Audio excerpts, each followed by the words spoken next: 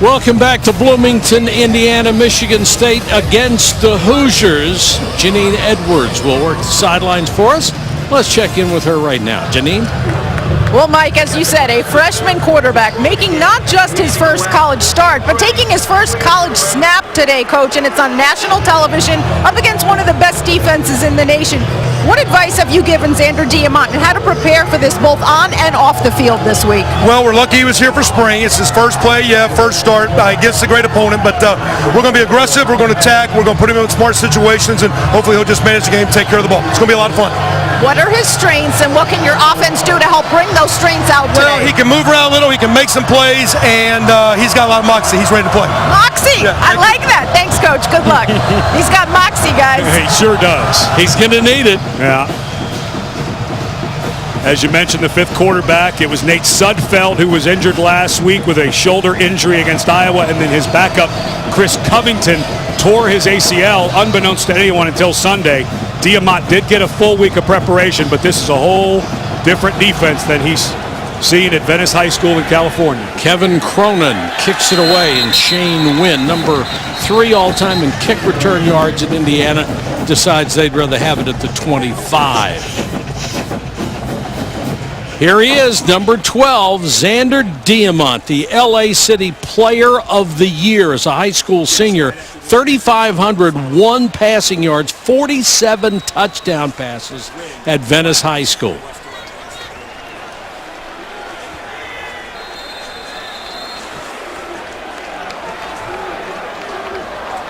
Just watch Coleman, number 6, leads the nation in rushing, leads the nation in yards per carry. Diamant will keep it on first down. Ball came loose, but he was down. He'll lose a yard on his first collegiate carry, covered by Lawrence Thomas. And one thing Mark D'Antonio did, as Diamant will show if he is down or did fumble the ball. Left knee down, didn't fall. Ball's not out yet, but the wind is in the face of Diamant. You mentioned he's a smaller guy. He does have an okay arm, but if he has to throw it, the wind is very strong, left to right, right in his face. Good choice by D'Antonio on the coin toss. They'll go on the ground with Coleman. He gets back to the original line of scrimmage, +1. And that's a gigantic American flag going left to right into the face of Diamant. Again, he's got a live arm, but not the strongest arm in the world. And Mark D'Antonio, I think, the old school defensive coordinator, said, no, let's try to make them one-dimensional, because there's no way Indiana's going to call a lot of long throws, especially across the field right now with this wind. Kevin Wilson told him, don't force it on 3rd and long. It is now 3rd and long.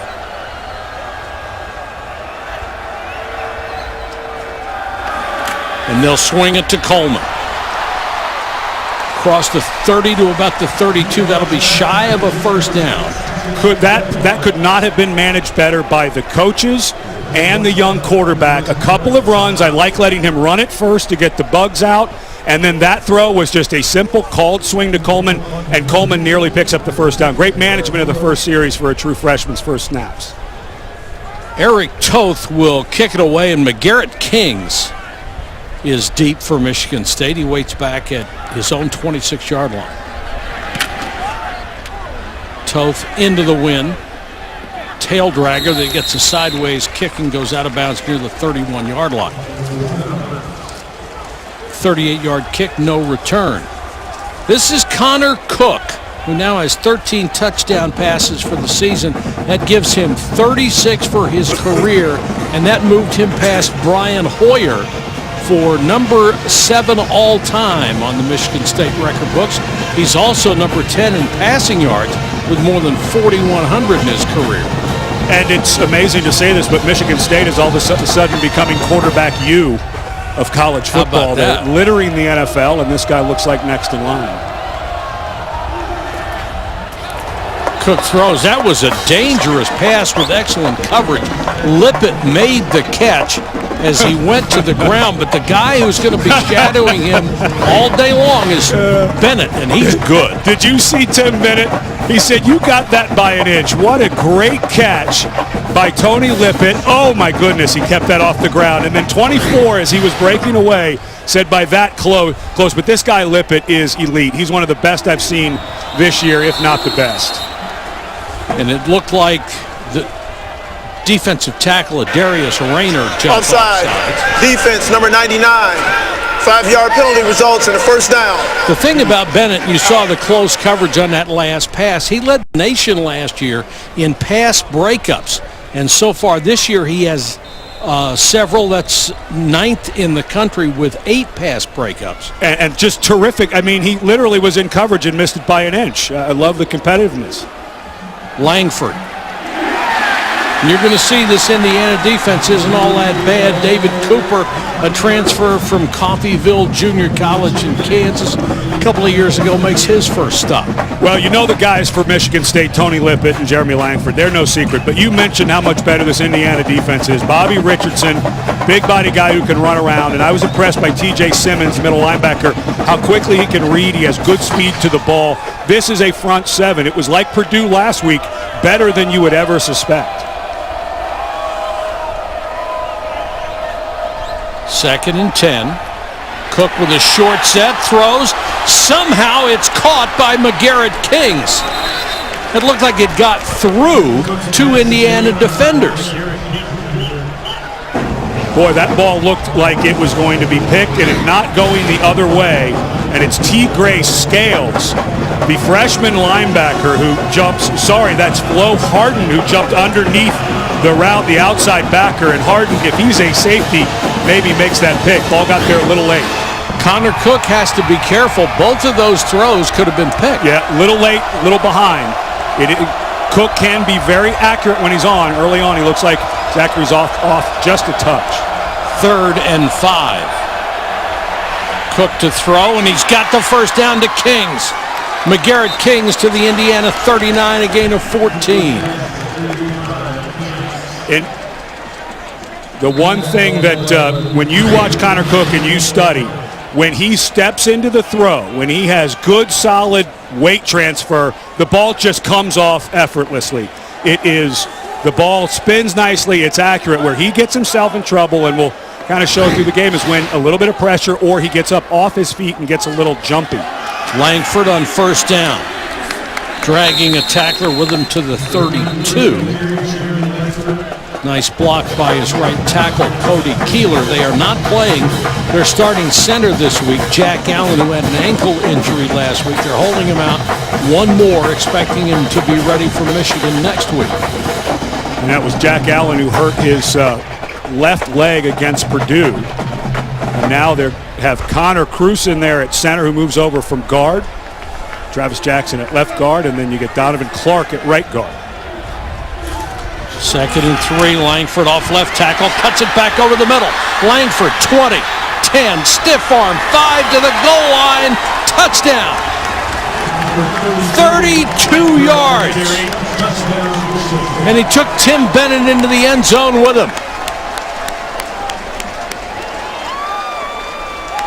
Langford, who had his 3rd straight 100-yard game last week, is at it again. Oh, he gets very lucky there because he has a hold of the face mask. That should be, I believe he was down too. I think they should review this, but Langford is very lucky. That's an offensive face mask penalty. That's a personal foul. The ball should be back at about the 17-yard line, and I'm not convinced he got in. Excellent effort by Langford, but unfortunately for Bennett, that stiff arm was illegal. When the offensive player grabs it and manhandles the face, that is an offensive penalty. At first blush, it appeared that he was on top of Bennett, but then when we saw it in slow motion, it looked like part of Bennett's leg may have been down short of the goal line. It sure looked that way to me. Well, you know,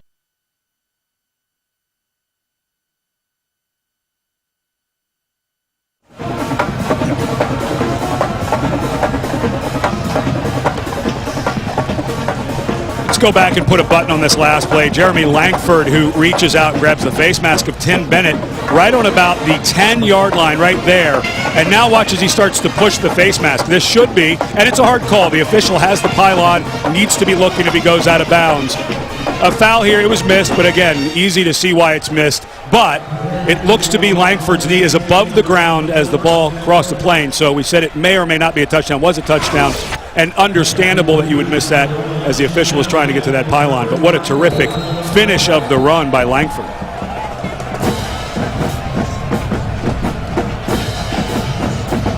Indiana in a quick hole with 9:56 to go first quarter, and the ball blew off the tee.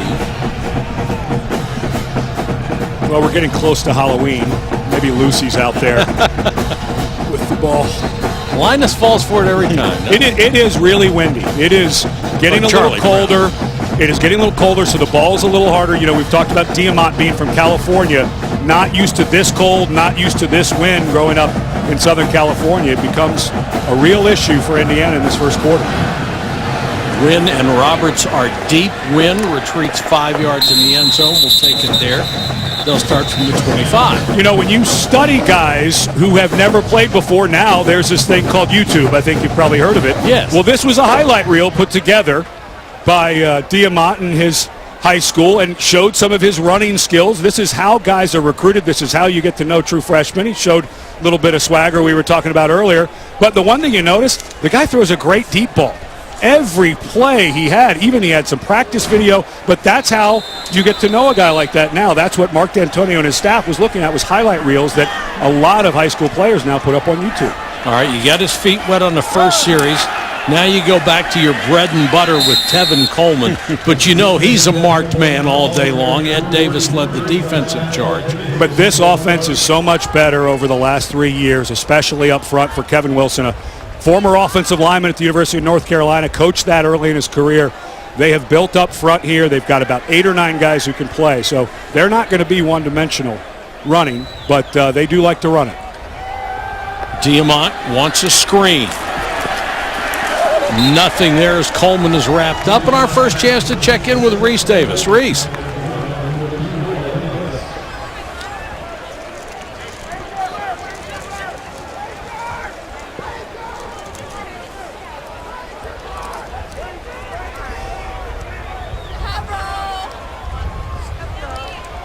Clint Trickett can chuck it. Well, he had shoulder surgery. Once he cleared that shoulder, they said he completely changed the velocity on his ball. They can score with anybody. Diamant throws underneath again, trying to get it to Coleman. And obvious what they're trying to do early, give him easier throws. Short stuff so he doesn't have to face a lot of pressure. Get him away from the pocket. Don't panic. You're already down 7, but this has to be a slow burn plan, a lot because of the weather, Mike. There's just no way you want to risk getting down 28-0 in the first quarter by some pick sixes. This is a good management plan. They're still trying to get the defense away from the line of scrimmage, and Coleman will start popping a few here soon. Toth to punt to Kings. High and short.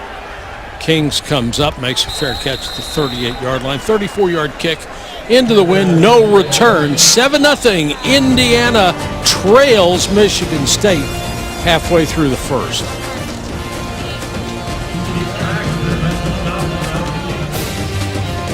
Give the fans something to root for. You know, they're trying to revive things here at Indiana. Go against the grain. I want Little Sisters of the Poor. I want 10 touchdowns, and we can all go to the dance happy. What if they win on homecoming against Michigan State, though? Wouldn't that be Little Sisters of the Poor, please. McGarrett Kings dances his way down to the Indiana 45, gain of 17. I like sure things, you know? Yeah. Playing Michigan State at home is not a sure thing. The one thing you notice with Michigan State is how much more versatile they are and diverse they are on offense. Used to be just 2 backs, a tight end, run downhill, but they have, with Connor Cook and all these great quarterbacks, they have really blossomed into a versatile offense. Langford again to the 41-yard line. You know, one of the things when you start to spread people out, which Michigan State has started to do, is this idea that you're doing it to pass. The guys who run the spread the best, like Rich Rodriguez, no, they're spreading to run. And exactly. So if you have the big guys up front like Michigan State always does, and the 210-pound backs like they always do, if you start taking people away from the line of scrimmage, those 4-yard runs become 8-yard runs. 2nd and 6, Langford again. Well, we have seen it time and time again where you spread the field just to throw, that those teams can get in trouble and then they don't have an alternative. If you have a balanced offense, you got a shot at anybody. And if you can do both well, why wouldn't you? You can always have the power run game with elements of the spread. And this is an evolving team. And for Kevin Wilson, of course, who is a devout spread guy from back in his days at Northwestern, appreciates when teams like Michigan State start adding a little of that flavor to what they do. Indiana could certainly use a stop here. They show blitz, and they come with it. Cook, what a catch. Had his tight end, Josiah Price, blanketed, and he looked like he caught it with his fingertips with a defender draped over him. And it looked like Price and the inside receiver, the timing was terrible, and the coverage, again, could not be any better by Sean Heffron, the defensive end. Excuse me, that was Nick Mangieri, the defensive end, out in coverage. Could not have been any better by him, but Connor Cook puts it to the inside. Great catch by Price. It's another one of those throws where Cook did not step into it, and it didn't have much on it. Quickly out to R.J. Shelton, and Shelton reaches the Indiana 26-yard line. Let's go back and look at exactly what you're talking about. We were talking to Dave Warner, the offensive coordinator. Cook tends to hop instead of really transfer his weight. Did you see that? There was no transfer of weight in that throw. There was a little bit of pressure. The ball comes out a little slower and almost always off target. It's something Cook's been working on. A lot of quarterbacks battle it, but something he's been really working hard trying to get better. But if he wants to break through and get to that level where he could be seen as potentially a top 10 pick, and that's Warner there on the right. That's Jim Bowman, the co-offensive coordinator, on his left. But that's something that he'll have to have a little bit of a breakthrough. T. Gray scales with a solid tackle on the last play. They try Langford again. He's going to be a yard and a half shy of a first down. T.J. Simmons, he and Scales inside are very good linebackers. And now with the wind at their backs, they would have a relatively easy field goal try, and it looks like the field goal unit is going to come on Michael Geiger, who has 7 out of 10 this year. You know, shocking seeing as last week up 2 scores, Michigan State tried a fake punt. Don't be surprised if this is a fake field goal. This seems like a distance you may want to go for it early. Field goals have not been a gimme this year for Michigan State. 42-yard effort, which would match his season long. With the wind, low snap, they got it down and he hooked it. The snap from Tabor Pepper was low. Mike Sadler did a good job of getting it placed, but Geiger hooked it. Well, he's now one of his last 4, Geiger is, and this has been less than pretty on special teams for Michigan State through the first half of the season. Connor Cook in the offense deciding not to go for it, 4th and short, missed the field goal, and see what the freshman does. Xander Diamont hands it off to the nation's leading rusher. Tevin Coleman had 3 long rushes for touchdowns last week. All the way to the 10, a gain of 65 yards. If there is a problem for Michigan State, it's their linebacker and secondary level in their run support has not been great. You could see they had man coverage, so everybody is running downfield. Darian Hicks has to fight through, and R.J. Williamson finally makes the tackle, and this looks a lot like the start last year that Coleman had. He had a long 60-plus yard touchdown round in the first quarter against MSU last season. Coleman averaging 176.7 yards a carry. Lowers his shoulder, drives forward inside the 7 last week against Iowa State. He had touchdown runs of 46, 69, and 83. What makes that more impressive, Iowa went into that game giving up 92 yards a game on the ground. And here's a guy who was a terrific high school athlete out of the Chicagoland area, was recruited heavily by Michigan State. But because Michigan State had their running back allotment that year, they were going to bring him in as a defensive back, said they would let him try running back. He decided to go to Indiana instead and is having an All-American season. Did I say he averaged 170 yards a carry? That'd be quite a story, wouldn't it? Can't hold that ball. I always go back to the story about Marshall Faulk. One single school in this country would promise him he would play running back. That was San Diego State. They passed on one of the greatest running backs ever. And this guy has turned into a terrific back. He has really unbelievable open field speed. When he breaks open, he gains a lot of yards. And he has the ability to get really narrow through the hole. He turns his shoulders, gets low. But this is somewhere for Diamant you may be looking for maybe some type of quick throw over here to the left, like a fade, just a jump ball. Third down, Diamant flushed, in trouble, stays on his feet somehow, stumbles and gets blasted by Trey Waynes. If you see a 165-pound quarterback running, that's what you do. You know what, though? His high school coach, and it's easy to say, his high school coach said, he's kind of a mini Manziel. Remember, Johnny Manziel was 6 foot, 190 pounds. So 15 pounds from now, does that not look a little bit? And this is a good defense. Now he stumbled, and of course Wayne's had something to say at the end, but you can see where some of the excitement comes around this young man. Griffin Oaks will try the field goal. He's 3 out of 4 this year. His problem has been consistency, not length. He's got a huge leg. Knocks that one through, and it's got to be a disappointing result for Indiana after that long run by Coleman.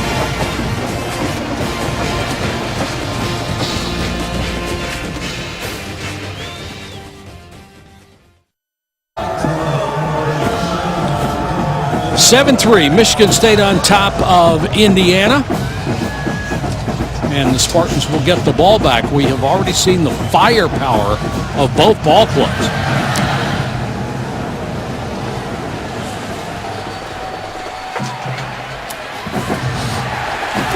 Back across the 20 goes R.J. Shelton. We check in with Reese. Yeah, absolutely. I just need to know the middle safety's number. I didn't catch it.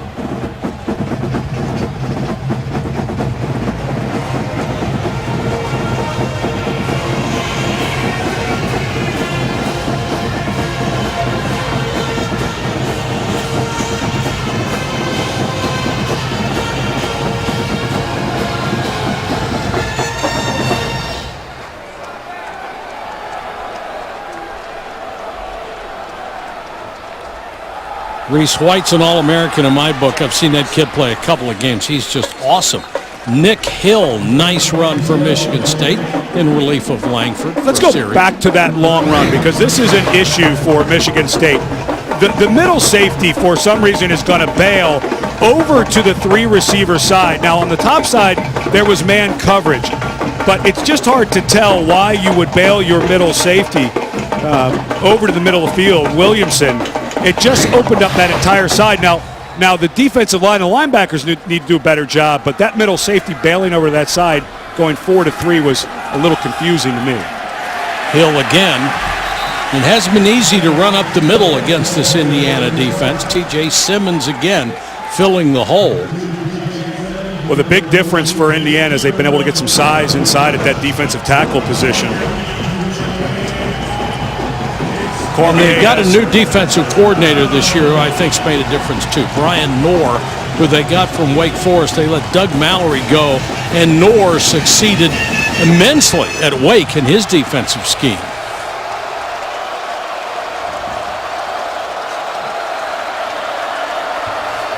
Third and 2. Straight up the middle. And second effort results in a first down. Nice play by Hill. Zach Shaw eventually brought him down. Hill is a guy that when you look at, you think he doesn't run with power, but he's really strong in his upper body, and low man wins. Shaw was in great position, and he took a bunch of number 20 right in his chest, and you could see Shaw last week. We called the game against Purdue. He is a spark plug. Of course, Langford is the lead back, but this guy in the fourth quarter ripped off some big runs. That was excellent second effort. So this series will start at the 34 with under a minute to go first quarter. Fake to Hill. Cook flushed and down he goes. And the sack will go to Simmons, the sophomore inside linebacker out of Lakeland, Florida, who leads his club in tackles. Well, the one thing when I was watching the film, you pop in a team like Indiana, like last week Purdue, you're just not quite sure what you're going to see with the front seven if you haven't studied them. But Simmons, a guy who has some real movement. He's got long arms, Does a nice dip underneath. Not a great job up front blocking by Michigan State, but don't take away the effort. What a huge sack. And for Michigan State fans at the end of the first quarter, they've got to start thinking about, is this a team that can not just get to the national championship, but to the Big Ten championship? This is not quite the 2013 Spartans. Michigan State had allowed only 3 sacks before that one, tied for the best in the country. But T.J. Simmons gets one for the Hoosiers.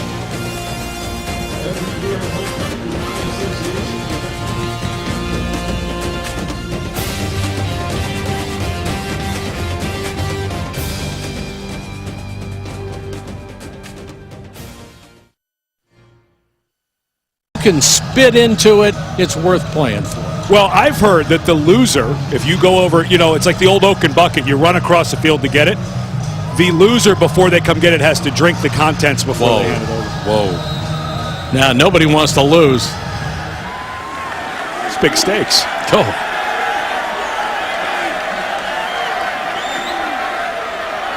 Hill still in at tailback. 3-man rush. Cook again steps into it and throws a dart up to the 45 as Lippett makes another catch. He's averaging 110.5 yards a game receiving. That's tops in the Big Ten, 11th in the country. And when you study him, he plays much longer than his 6'3" frame. He's got long arms, but he really extends well. He extends for the ball over the middle. When the ball's thrown high, he just has great range to go up and grab it. Had 7 catches for 138 yards a week ago. Cook, quarterback draw across midfield, does the wise thing, gets out of bounds. This is something that they want to get Cook doing a bit more, is running with the ball. So one thing Dave Warner said they started doing last week, and they'll do a bit more this week, is called runs. Cook has enough speed, enough athleticism, and they feel like this is something that they can add to Cook's game to make them a little more dangerous.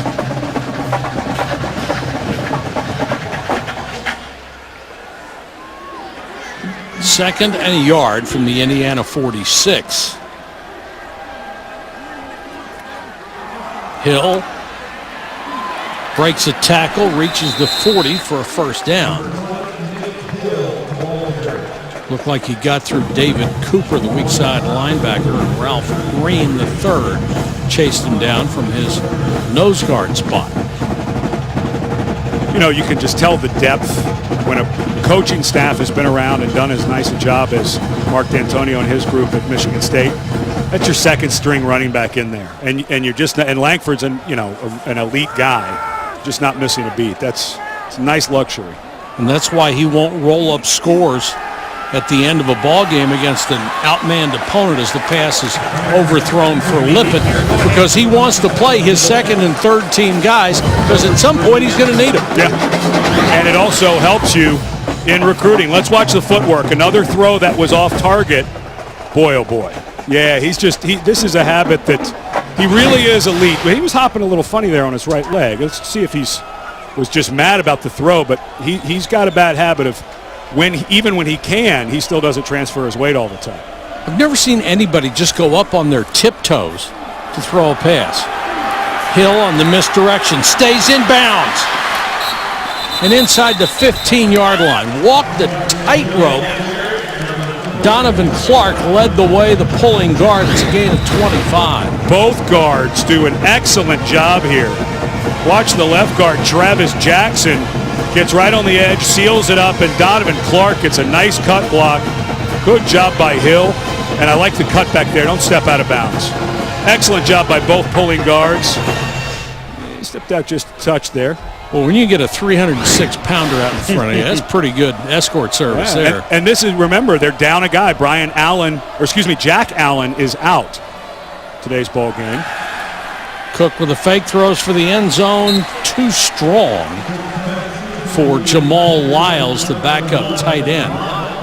Good coverage by Antonio Allen. Lyles, a guy converted from defensive end. They really like his length. Let's check in on this footwork. Another inaccurate throw. Boy, oh boy.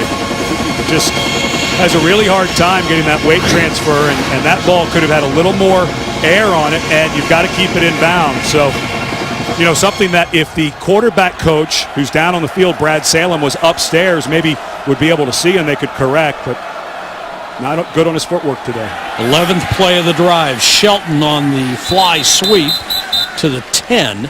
They need to reach a 5 for a first down. Ralph Green, the third, made another tackle. And this is, if you are Brian Knorr in the Indiana defense, this is exactly what you want Michigan State to have to do, is earn it on every play, because Indiana has enough guys. They have enough front guys to make some plays and force a turnover, and now you've got the short field. There's Knorr there where Michigan State and Lippett can't run by you, so you can start packing the run box. 3rd and 5 for Cook. Blitz coming. Cook throws, tight end, touchdown, Josiah Price. Nice catch.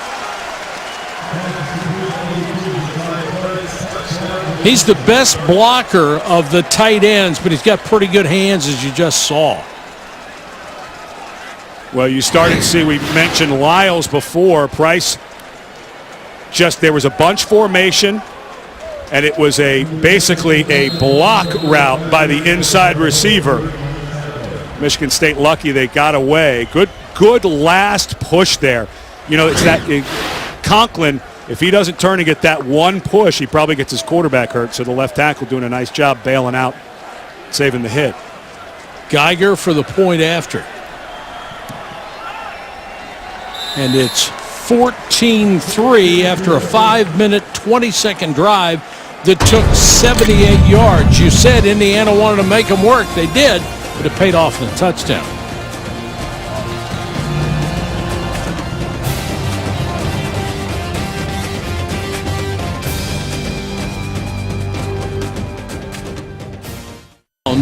University art museums in the entire country. This is my first trip to Bloomington, and it felt like a recruiting trip. This place is beautiful. Isn't it? Yeah. This kick bounds into the end zone. They'll take it at the 25. You know, we saw in the first quarter that Diamont, the freshman quarterback playing his first game in college, he had the wind in his face. Now it's at his back. And when we were talking to the staff, Kevin Johns, the offensive coordinator, about this young quarterback, he can throw a good deep ball. We showed that YouTube video from high school earlier. So if there was an opportunity to let one rip, you'd now start to think about it. And I do think at some point you got to take off the training wheels. Let this guy play the whole offense and see what happens.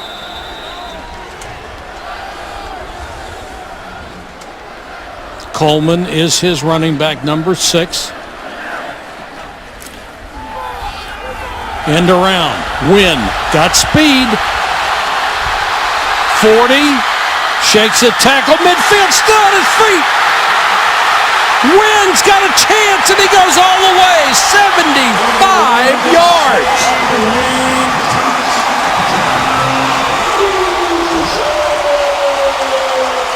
Kevin Wilson going as deep into the playbook as he can go.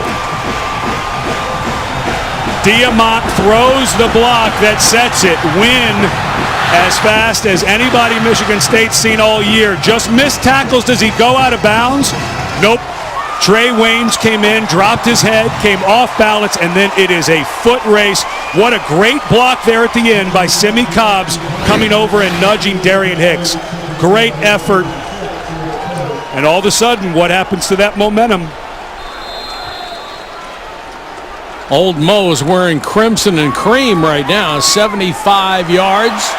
The point after is good, and it's 14-10.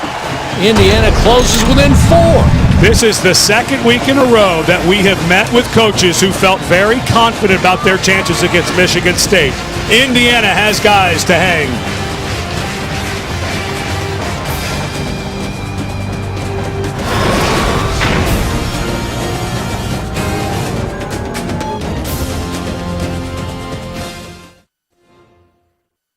White, who may be the best receiver in the country. Those things help.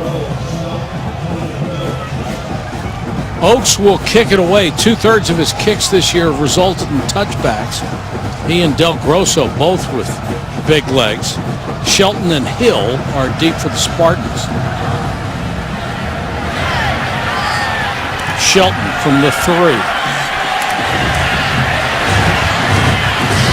They Moves it up to the 25, and we check in with Janine. Well, Mike, Mark D'Antonio met with his 12 seniors Sunday night. For the first time this season, he took them aside and he said, guys, you know, it's the coach's job before the first quarter and the third quarter. It's our job to have a game plan to get you guys ready and then to make adjustments at halftime.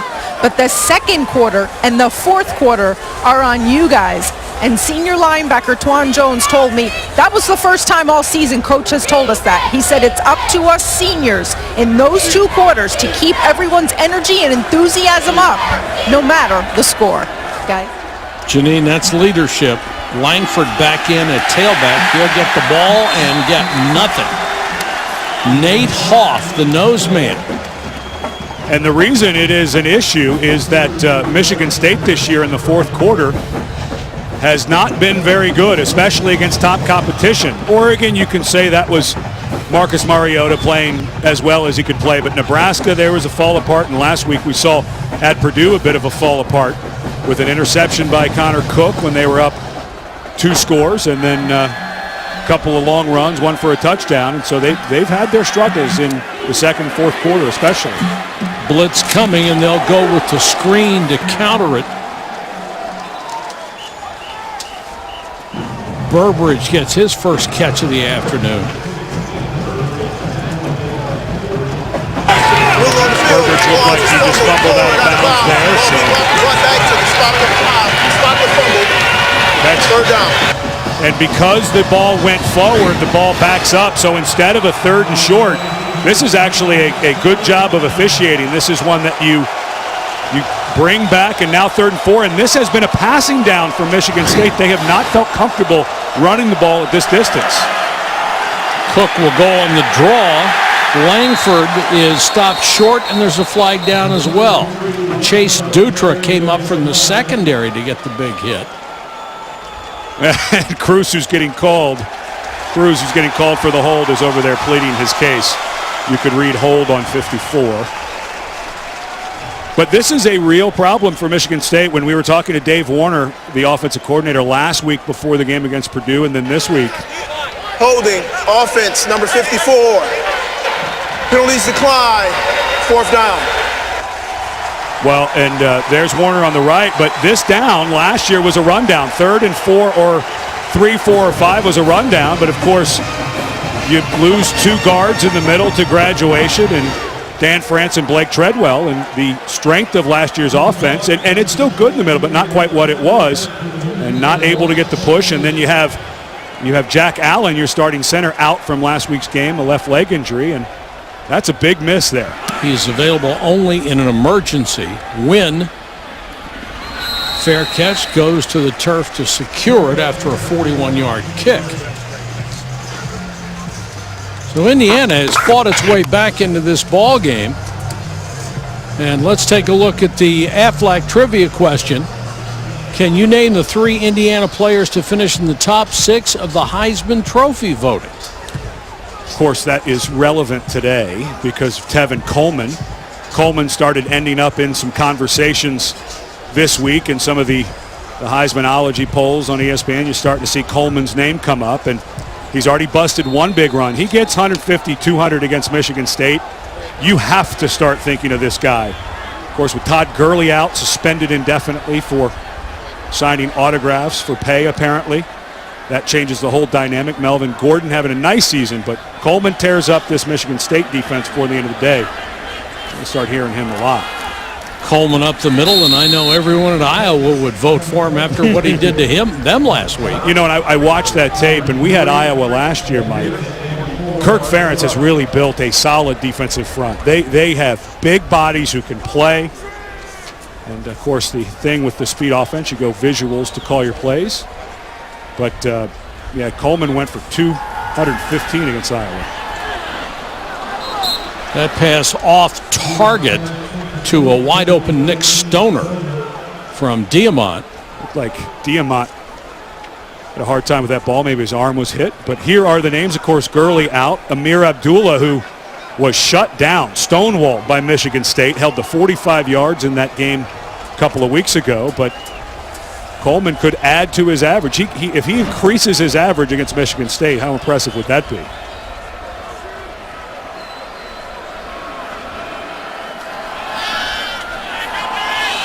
Diamont 5-step drop throws incomplete, again intended for Stoner and off target.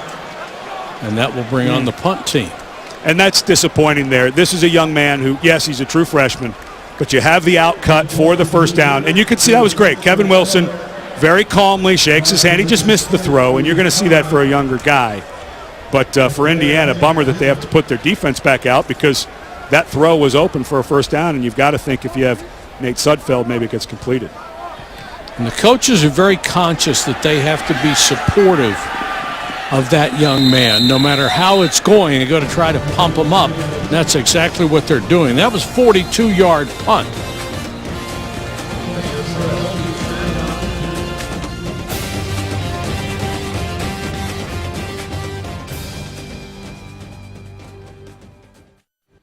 Check in with Janine Edwards. Well, Mike, I could not think of a better person to answer the Affleck trivia question than Anthony Thompson, former Indiana running back here. Let's repeat the question for you, Anthony. Name the 3 Indiana players to finish in the top 6 of Heisman voting. Let's see. Von Dunbar was a great running back here. Antoine Randall, one of the best quarterbacks in the country. And let's see, myself, Anthony Thompson. Yours truly, that's right. And he's in the Football Hall of Fame, yes, correct? You played in the NFL, and you know you played in the NFL with our good friend upstairs, Ed Cunningham, for the Arizona Cardinals for a couple of years. So I know he meant to say hello to you there. So tell me about Tevin Coleman and what you see from him on the field. A guy that with his numbers leading the country in so many categories probably should be in the Heisman discussion. There's no question about that. I look at him, I think I've been to every game.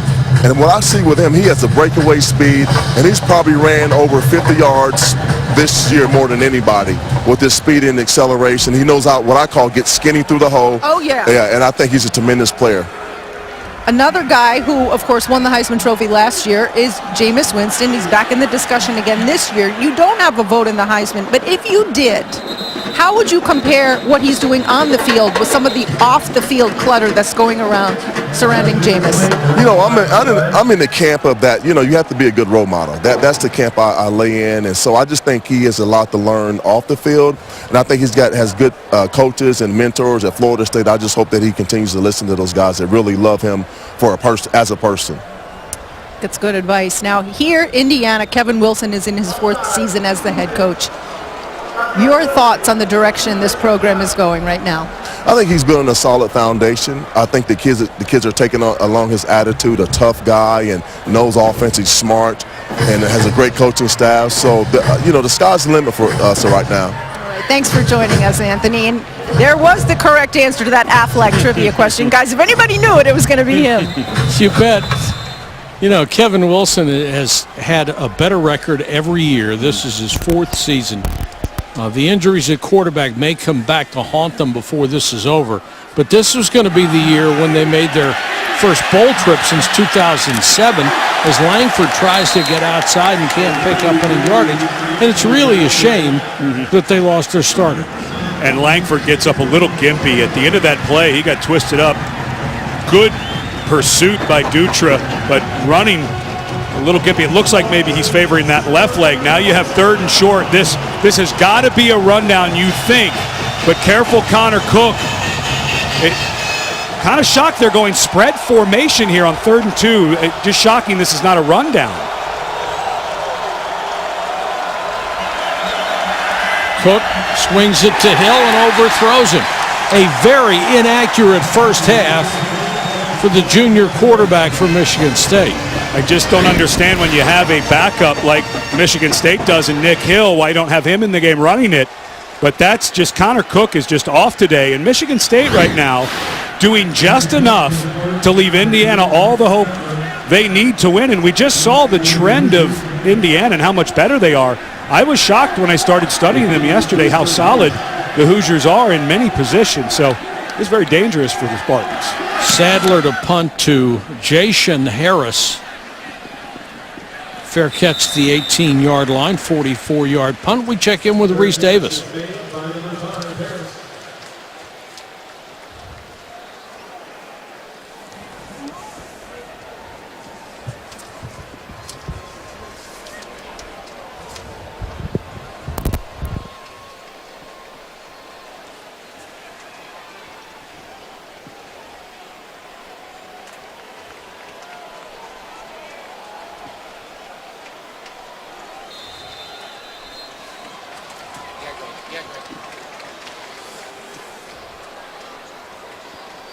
All right, Reese, it's going the wrong way for Texas A&M, isn't it? Yes, it is. Almost intercepted. A pass that was off target. Just trying to get some easy throws. This just a hitch. This ball thrown. You could see the ball come out of his hand funny. You know, it is raining. It is wet. And remember, this is a young man from Southern California. That ball did not spin properly out of his hand. He's very, very lucky that the receiver, Jones, came in and got a hand to break it up. Trey Waynes may have been surprised that it came right to him. Trying to get outside D'Angelo Roberts, who is a very talented backup tailback to Tevin Coleman. Roberts on his own has over 400 yards rushing this year. Yeah, we were talking about the depth at Michigan State that they've built. And Kevin Wilson in his 4th year. Here's a guy, senior, local guy from here in town. Looks like he's going to get all the looks he wants at the next level. A senior and a good compliment to Coleman. 3rd and 6. Another 3 and out could really hurt the Indiana defense. And another incompletion. Crowd wanted a flag, and they'll get it. Pass was intended for Shane Wynn. Darian Harris, the linebacker, who had a huge interception last week, looked like he got there early. Yeah, he returned it for a touchdown. It was the one that sealed it when Purdue had the momentum. Pass interference. Defense, number 45. Ball be placed at the spotted foul. Automatic first down. Little easier throw right in front of the quarterback. Accurate throw back to the inside. And Harris got there just a touch early. And a big first down, Mike. You mentioned another 3 and out, even though Indiana got a little bit of a break from Michigan State's offense last time. You got to think they're getting a little tuckered. The numbers for Xander Diamont so far, 2 out of 7 for 6 yards.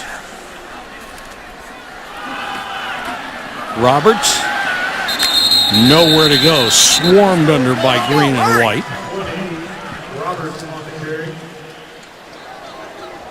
You know, you Twan lose Jones, a middle linebacker, got that stop. You know, Twan Jones, a guy who you lose Max Bullough to the NFL, your middle linebacker. Jones, an outside backer, such a different position. It really is like going from first base to shortstop. It's way more multiple in the middle. You come off the edge as an outside linebacker. Diamont on a roll. He can run. Got out of bounds. That's terrific game management. And that's the one thing you were mentioning earlier. Kevin Wilson said, just don't hurt us, especially on 3rd down. And there's a young quarterback rolling against one of the best defenses in the country. He's last played in high school in Southern California. That was a nice job by Diamont. Just pick up a few and move to the next play. Kevin says he's a little bit of a daredevil, and we really don't want that on 3rd and long, which it is now. But at some point, you got to make plays. Roberts, he'll be shy of a first down, stop near the 36-yard line. This is really well managed by Kevin Wilson, though. What if you throw it there and that ball comes out funny on that freshman again because of the wet turf and, you know, all of that black stuff you see on the surface, those little beads, those rubber beads start sticking to the ball when it's wet, and that can also make it hard. So you almost pick up the first on a run. You're only down 4. Good management. Toth will punt it away. McGarrett Kings is deep. Fair catch just on this side of the 20-yard line. 43-yard kick and no return. College football action will continue tonight on ESPN. 7 Eastern. Number 3 Ole Miss against Tennessee. And at 10:30, number 23 Stanford, number 17 Arizona State, and a really good Pac-12 matchup.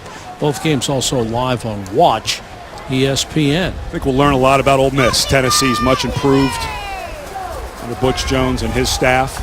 Get to see if Ole Miss is really number 3. One of those games after 2 big emotional games. Bounce back against a good opponent.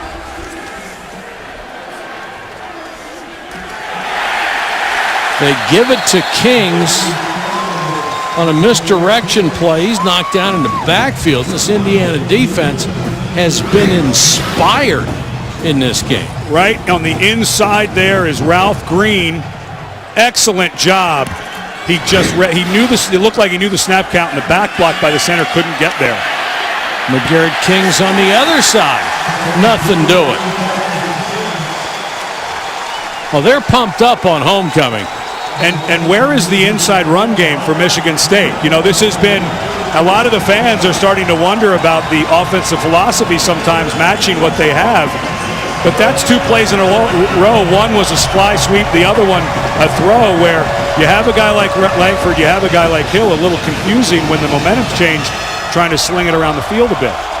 Indiana making a substitution on 3rd down. They get the time to do it. Cook hangs in the pocket, throws underneath, intercepted. Picked off by T. Grace Scales. There is a flag down at the 16-yard line.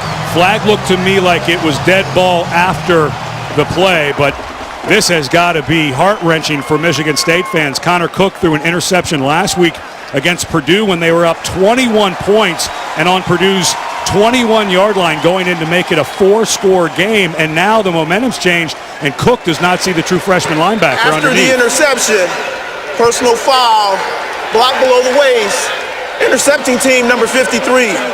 It'll be a 15-yard penalty from the end of the run, 1st down Indiana. Sean Heffern, trying to help on the return, commits the foul. That will cost him a big chunk of turf. It's just the linebacker standing in his spot.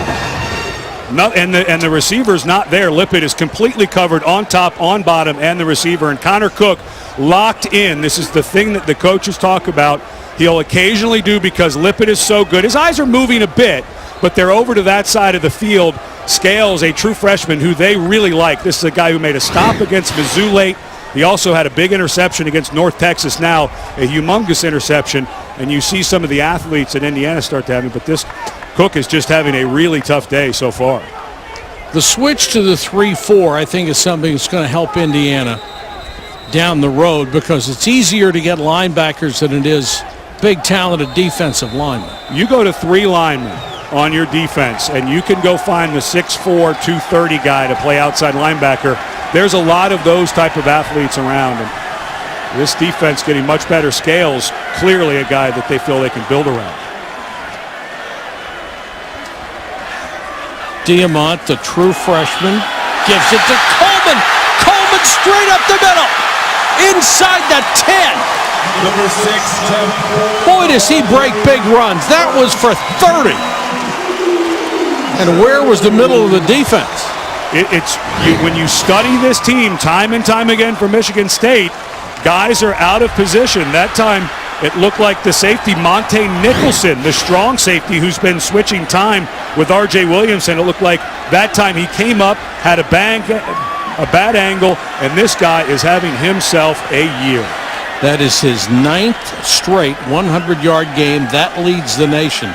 Leads the nation in about 15 rushing categories. Quarterback keeper, Diamont, touchdown Indiana. Holy cow.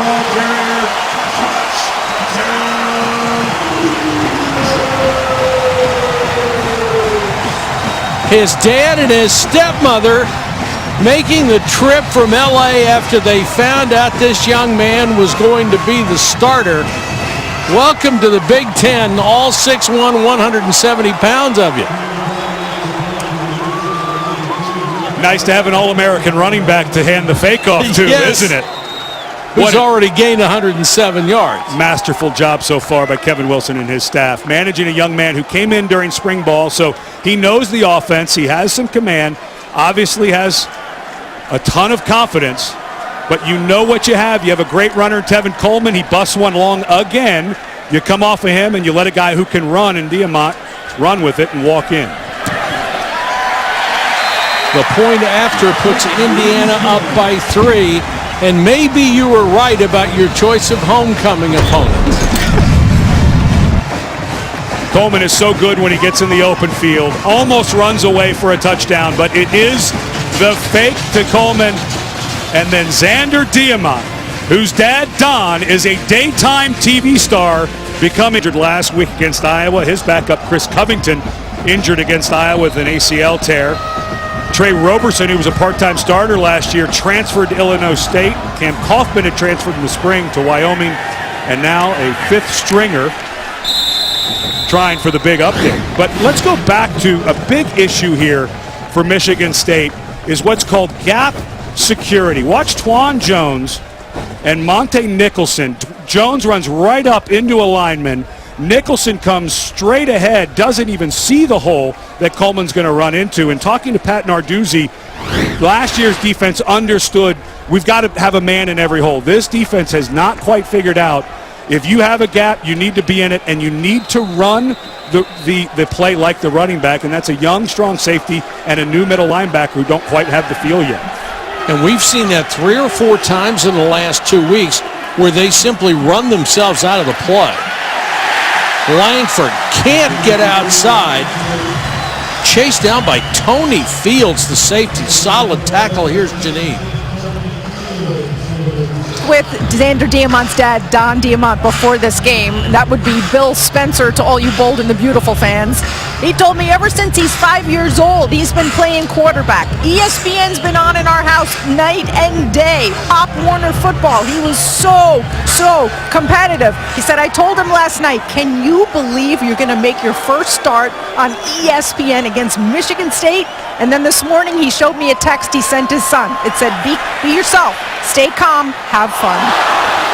And I'll bet he's having fun now. This is Josiah Price, the big tight end, rumbling inside the 20 and inside the 10. 67 yards. Price seems to have a real good feel for when the ball is in the air, and he runs a terrific route on Donovan Clark. Nice throw by Cook. Clark makes the true freshman mistake. There are a lot of young guys playing for Indiana. Should have played the ball there, but get Price a ton of credit. And unfortunately, Price may have banged his head a little bit as he came down. That's such a dangerous thing when you're running that fast. Hopefully he's okay, but that young man seems to have a real nice feel in the pass game. Good-looking sophomore tight end, 6'4", 251. Langford, good block on the outside, dives, touchdown. How's that for an answer for Michigan State? Jack Conklin, the left tackle, cleared the way, and Langford made the most of it. Nice job by Conklin. Got his hands on the outside a bit there, but he'll get away with that usually. Nice block by Trevin Pendleton. And a really nice answer for Michigan State. They had gone 3 and out on their last 3 drives. So as much as the momentum had changed, they really needed their offense to put one in. Second rushing touchdown of the game for Langford, his 6th on the season. And Michigan State back on top. Geiger trying to make it a 4-point game, and does, with 3:59 to go in the half. So a lot of fireworks here. Let's take a look at this week's rankings, brought to you by AT&T. And more upsets already. We're already middle of the afternoon. West Virginia knocks Baylor out of it. Notre Dame, Florida State, of course, the big one tonight. One of those teams will probably have their dreams of a national championship appearance crushed. And you've got to say, Michigan State wins out, they're in. Now that includes the next 2 weeks against Michigan, who's reeling, but of course their cross-state rival, and then they host Ohio State, who's starting to play like everybody thought Ohio State would play this year. But the one thing is, you go down the path here about the Big Ten, and we've seen it a bunch this year. The Big Ten is so much better in the middle teams than it was last year. Yes. Purdue, Indiana, Minnesota starting to creep up into a top spot. So these games, while they may look close, don't think that Michigan State should be blowing out Indiana. Indiana's much better than what you think. The return by Simi Cobbs. He only gets up to about the 15-yard line. They'll mark it closer to the 18.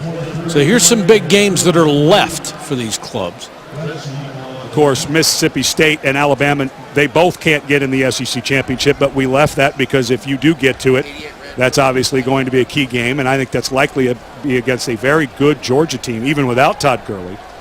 But Florida State seems to maybe have the easiest run to undefeated, but Michigan State, they went out, they're in. It's sort of cruel for the people in Mississippi that Mississippi and Mississippi State may have their best teams in a generation, and they're going to play each other in the Egg Bowl, and one of them isn't going to get to participate in the big dance. But boy, wouldn't that be sweet for the opponent. Oh, yeah, absolutely. And I love how the college football playoff has changed our conversation about the game. There's just so many things now that ripple through the game. Like this game right here is hugely important, and one that I would hope the committee members, the 13 committee members who start meeting regularly at the end of this month, this is one you study on film and make sure you understand how good Indiana really is. Because sometimes you look at these scores like last week against Purdue, a tight game. Purdue's a really good team, so be careful with that. Great effort by Coleman just to get a couple, and back to Reese Davis.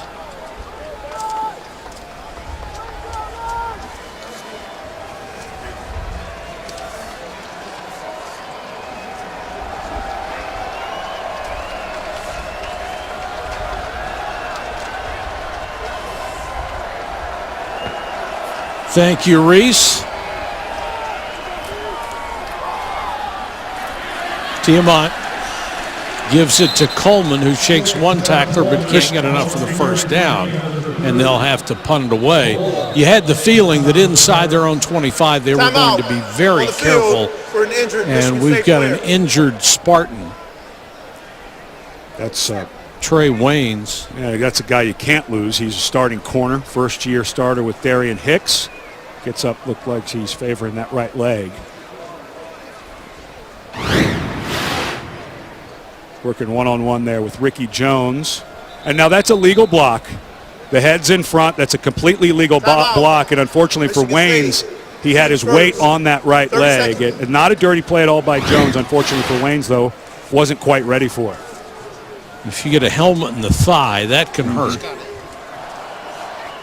Monday Night Football, J.J. Watt and the Texans on the road with that defense against Ben Roethlisberger and the Steelers at 8:15 Eastern on ESPN, and watch ESPN. No, the night is Monday night, and J.J. Watt is a fascinating player to watch on defense. 100% every play. He's just fun. It's interesting talking to Brian Knorr, the first-year defensive coordinator for Indiana, who will have to run his troops out with some time left and 2 timeouts for Michigan State. But Knorr spent time, there he is on the left, with that 3-4, learning from the Pittsburgh Steelers. They were really the leaders in it in kind of the early to mid to late 90s with Don Capers. And trying to learn all of Dick LeBeau's blitzes. Yeah.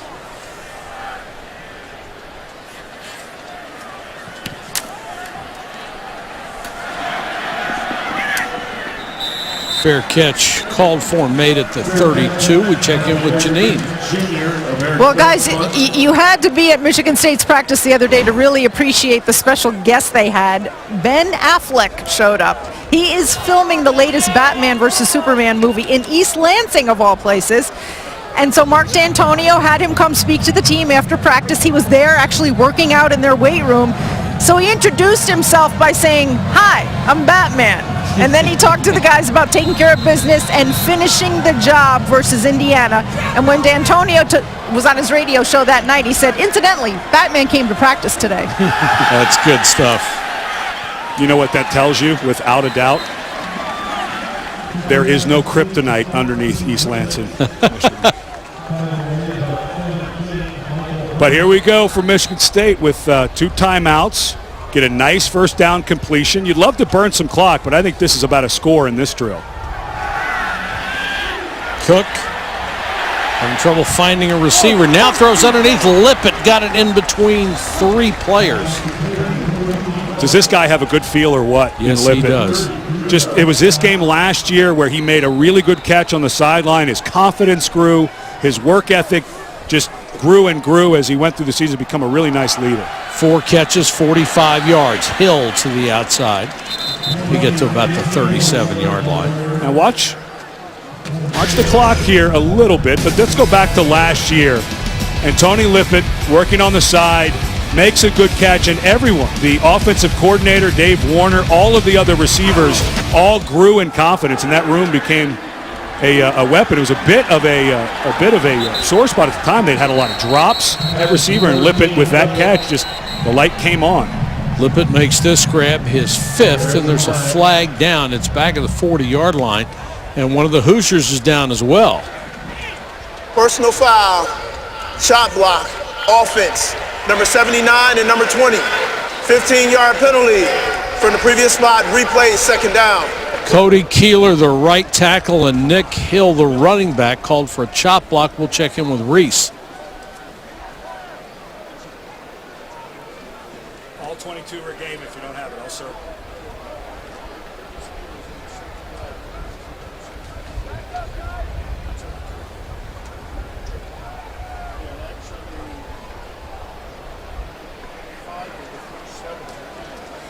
I got it. What you showed me that, so you just have to go very, very slow, guys, and let me draw. Nick Mangieri is the injured Hoosier who is very carefully walking off the field.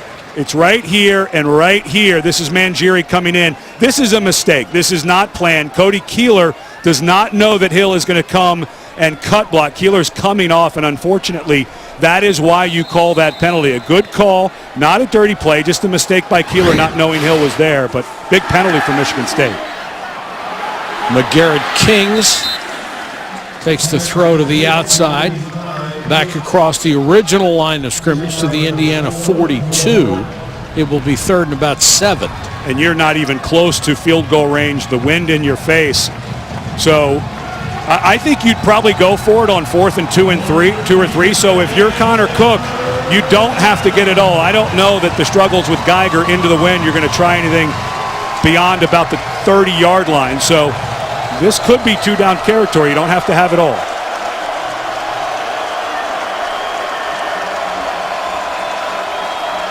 Blitz coming. They don't get there. Cook underneath. Mumphrey spins out of a tackle and gets out of bounds to the 32. That will be a first down. Well, excuse me, Burbridge. What an effort. And Dutra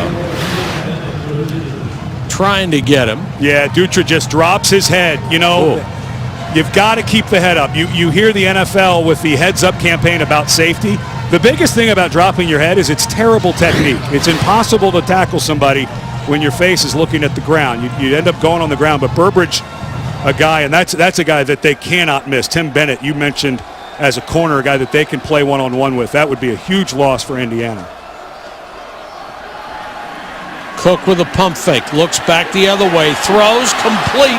Again, the Indiana secondary appearing to gamble, going for the interception and leaving Burbridge open to make the catch. And Fant, the freshman safety right there at the bottom of your screen, just misread the play. He misread the throw. He had a bead on it. And Cook, who has not looked extremely sharp, took a while to get that ball over to that side. And because of the youth in the secondary, the weakness of Indiana, if you had to find one on the team, it's in the secondary. Got a little lucky there. And in spite of all his first half inaccuracy, Cook has thrown for 213 yards. And now Tim Bennett back out on the field for Indiana. Indiana, teams first. I like Hoosiers will use their first timeout. I really like that timeout. You've got a young team. If you can hold Michigan State to a field goal attempt, think of how big that momentum would be. Sure. Regardless of what your offense does, getting the ball back. But I like that timeout. Just regroup, catch your breath. Let's try to get a stop.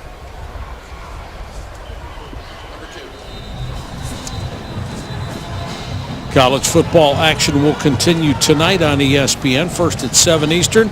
Number 3, Ole Miss against Tennessee. And at 10:30, number 23, Stanford. Number 17, Arizona State.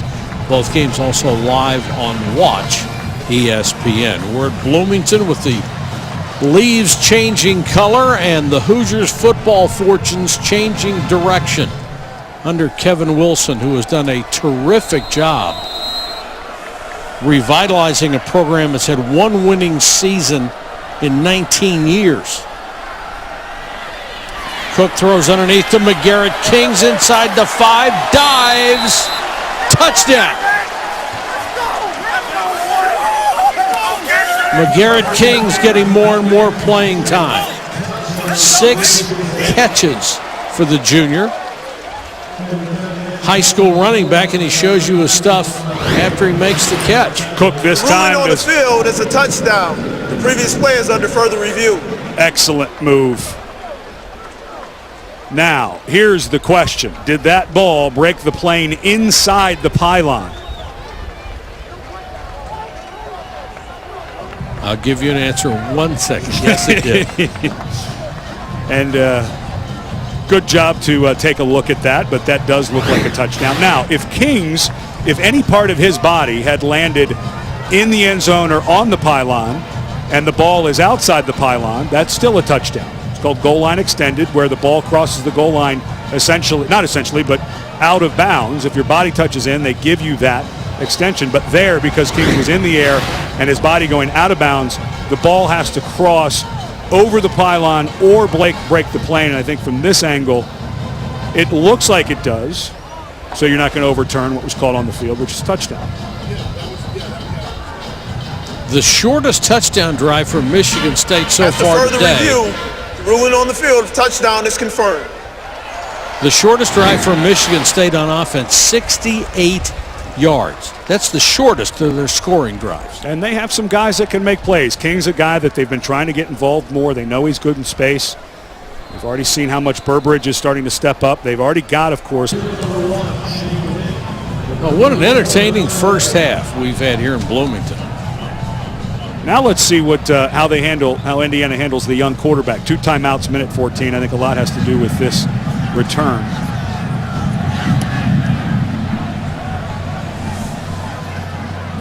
High short kick to the speedy Win. Hurdles his own man, cuts back, lunges out to the 27-yard line. Be a little careful. Michigan State has 2 timeouts here, so you don't want to give a chance where they may get the ball back. But I've got to think, first or second down, I'd let one fly here. Just hand it to Tevin. Yeah, this is probably true. Nation's leading rusher. Yeah. Or give Coleman an opportunity on some type of screen pass or something like that, because he's not just a good inside runner. He's also great in space. But that'd be another way you could go. And they have not been very successful getting him the ball that way. The passes they've thrown toward him have been very inaccurate. He runs hard every play, gets up to the 31. And I get this tactic. If you were to return this out to, say, the 40 or the 50, but you've got a young quarterback, you're down 11 to one of the best teams in the country. He's a 5th-string quarterback who had never played a snap of college football. I understand this logic, but maybe one throw. Just give us one. What do you think? No. Just one? No. Why not a Hail Mary? No. Hail Mary might come back 80 yards the other way. Put coverage guys instead of the offensive line. Come on, throw me the bone. Clock inexorably winding down. And let me emphasize this. They are doing it the smart way and are going to go into the locker room. I wouldn't mind just one throw downfield. What the heck? But I get it. You're down 11. You've got to feel really good. And, we talked yesterday to Kevin Wilson and his staff. They feel really good about this team. They've really built a nice program. So yes, they have. They do, and they said that we may play it a little conservatively today because we feel like we have the guys to play. We don't have to take big chances. And they'll get a nice hand.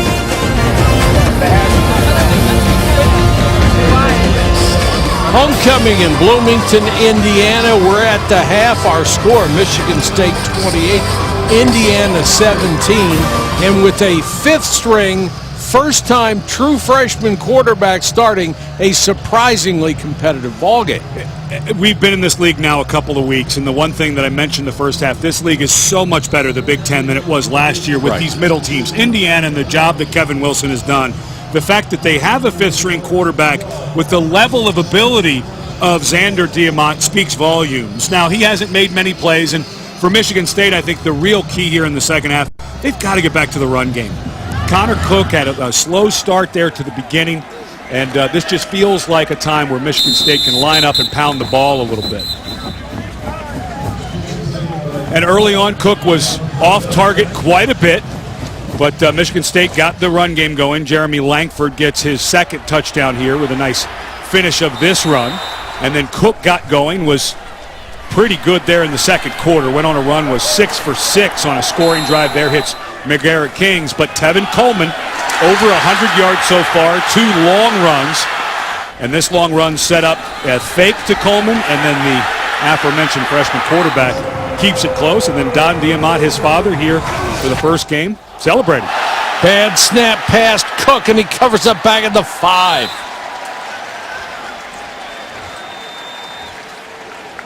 Not the way you want to start the second half. And remember that this is a different center than last week. Connor Cruz throws it pretty hard. I'm not sure where the eyes of Cook were. I think maybe he was reading something else, but it went right by his right shoulder. The ball was thrown with some velocity, but Cook was looking over to his right before the snap, and that's the regular starter Jack Allen, who was hurt last week at center. And Connor Cook was looking over to his right, and the snap came before he was ready for it. So now inside the 5, Cook fakes, wants to go to the air. Lippett diving catch up at the 29-yard line. So they get most of the yardage back. The 5th catch for Lippett. That's a nice play call there. Well, the one thing that's clear is Tony Lippett is just elite. Look at the push to the outside. Completely spins around the junior Michael Hunter. But it's that little part where the 2 steps go straight up the field, and that corner cannot be beat to the outside. That is his one responsibility, and it makes that corner turn to go bail his responsibility, and then it's really just getting that feel for the timing of the cut. Well run.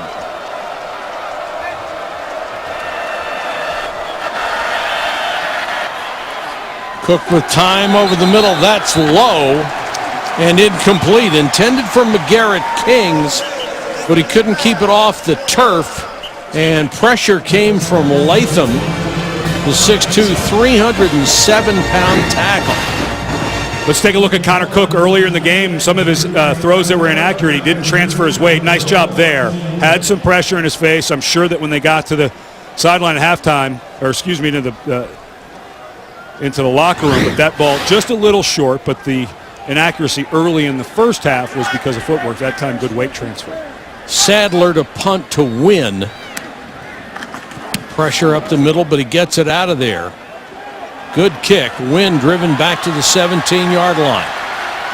Trying to get to the picket fence on the sideline. Crowd wants a flag, and they'll get it. 15-yard return. Now there's going to be 15 more on a personal foul to hit out of bounds. Well, that is for Michigan State, that's defensive lineman Lawrence Thomas, a guy who last week carried the ball on what a lot of people, including myself, thought was an odd fake field goal up 2 scores in the fourth quarter. But Thomas later in that half almost got called for a targeting, one that looked a little bit late, and he dropped his head. And this time he, to me, looked like he clearly hit Wynn out of bounds. A big break for Indiana special teams. There's no foul for a late hit out of bounds, as the runner was deemed to be inbounds during the action. So the play is first down, Indiana. See if we can look at this.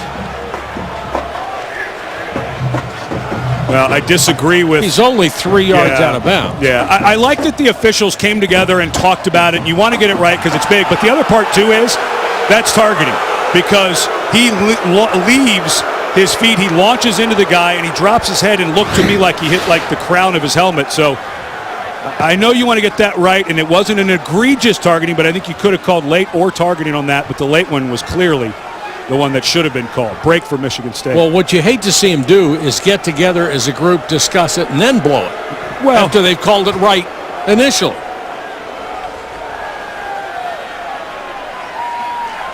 So Indiana will start from its own 31. Diamont fakes to Coleman under pressure, and Diamont just throws it away. There was a receiver in the area as Ed Davis was putting pressure on him. And there's no flag down for intentional grounding because there was a receiver there, and he threw it toward him. Yeah, watch as Diamont is going down, and you got to be lucky. This is Twan Jones all over him. He is throwing in the area of a receiver, and they will give a lot of latitude. You gave latitude on the late hit out of bounds the play before. You get latitude on that one. Good no call by the officials, I think. Busted play. Diamant's in trouble and swarmed under by Lawrence Thomas. Well, he went one way, everybody else went the other. Yeah. Typically, when you call a play to the left, it's odd. Well, that was just a horrific snap. But Diamante, I think Diamant got confused when he got the snap so far to his right that might have been where the fake was. So, but he turns to his right, waiting on Coleman, and Coleman's going the other way. Yeah, that's a bummer. Kevin Wilson, former offensive lineman, it's got to be a little upsetting to him. 3rd and a mile. They're going to air it out. Win. That will be interference. The pass was incomplete. And Wynn made a Herculean effort to get past Curtis Drummond to make the catch. But that was a pretty good throw, a great effort to catch it, and they'll get the first down on the penalty. And Drummond, a young man, is a senior who's just having tough stretch of games here. Pass interference, defense number 27.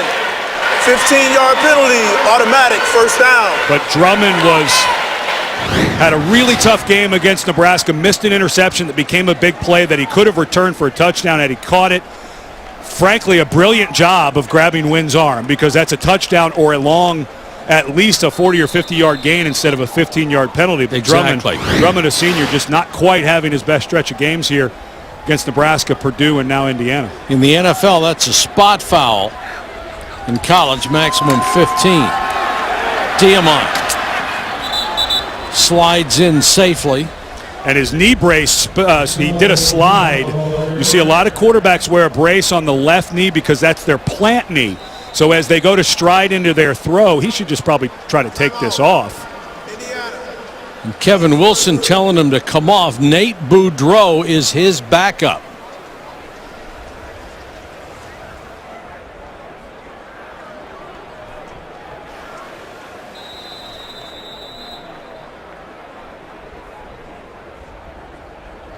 Push into as they're throwing. Well, as he went to slide, it got twisted. Well, Indiana smartly used a timeout to fix that, because you mentioned Nate Boudreau is the backup. That would be the 6th string quarterback coming in for Indiana. So Diamant decides to take it off. If he has to slide again, you really don't want to have to use another timeout. No, they only have 2 left for the rest of the game. Diamant goes with the screen to Stoner and covered perfectly by Michigan State. Darian Hicks, first year as a starter on that corner, was right on top of it. This was in spring practice. Cameron Kaufman decides to transfer to Wyoming. Trey Robertson confused a lot of people when he left in June for Illinois State. He was a co-starter last year. That pass was intended for Wynn. Drummond knocked it down. And Drummond, who had been beat long by Wynn before, does a nice job there. Kevin Wilson just staying positive. He stood in the pocket. His young quarterback stood in the pocket. He fired one in there, a little bit behind. You've got to think if you have Nate Sudfeld, who's was turning into a pretty good thrower before he was injured against Iowa. Had shoulder surgery on his non-throwing shoulder. Will be back next season, but you've got to figure that's a completion with some of those veteran guys. And they're going to need that young quarterback to make some plays if they hope to knock off Michigan State. Not going to be just handing it off to Coleman. Some things are going to have to succeed in the passing game. 40-yard kick, and we check in with Janine Edwards.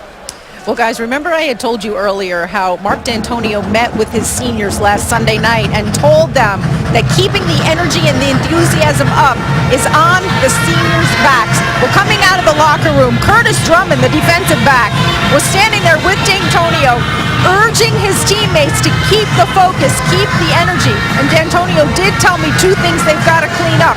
The missed tackles, giving up the big plays, and they've just got to play smarter. No penalties. Thank you, Janine. And I've always thought Mark D'Antonio was one of the most underappreciated coaches in the country. He is soft-spoken and quiet. He's not into histrionics, so he may not get the attention some other people do. But he is so solid and so smart and has built such a remarkable program. And it's simple. We were talking to him last week. He has such appreciation for what both Kevin Wilson and Darrell Hazel have done over at Purdue and here at Indiana. And he's like, there's no secret. It's one player at a time, one good player at a time. Cook throws underneath to a wide-open Josiah Price and missed him. That's the frustrating thing about Cook. How do you miss that pass? When he has his feet right, he is at an elite level. Let's take a look. It's just falling away. There's no weight transfer. All the weight is on his back foot. It's the same as a golf swing. Any golf swing you ever take, you want the weight to finish on your front foot. Same as a throw if you can. And Cook just has a tendency, even without pressure, to fall away from the throw. Now he's faced with a 3rd and 9. Michigan State at its own 22. I don't know if I'd want to throw it here if I were Michigan State. I would think a draw. Cook flushed. Being chased by the big boys.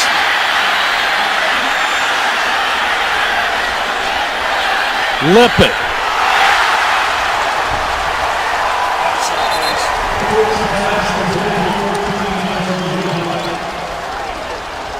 Pressure by Ralph Green, all 6'3", 307 pounds of him. Well, this was a wonderful job by Connor Cook keeping this alive. Only a 3-man rush, and when he gets over to the right, all of the big guys in red are over there, so there's no one back. He pushes Lippett long. Dutra, the safety, one-on-one, and Lippett, We're going to check to make sure that Lippett was in bounds when he caught this. Looked like a catch to me. And what a catch. Look at that concentration. Let's see if that ball moves when he hits the ground. That's a catch. Yes, it is. He is so good. Tony Lippett, remarkable.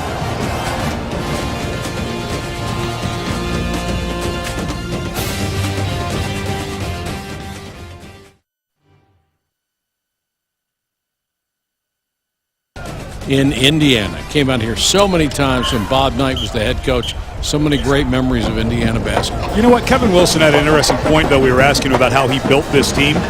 And Indiana, not a very populated state. You have Notre Dame, you have Purdue, you have Indiana, you have all this good play. But Kevin Wilson told us that Peyton Manning and the Indianapolis Colts changed high school sports around the state of Indiana a bit, where it's not just a basketball state in high school anymore, but football, and they're starting to get a lot of good players in state. Here's that catch again. I mean, that's just remarkable concentration to be able to field it Willie Mays style over your shoulder. And it was confirmed during the break that the catch was good. They were reviewing it. Got Michigan State out of a big hole. Cook again strides into that one. Lippett makes the catch, the 25, driven out of bounds. Nice throw from Cook.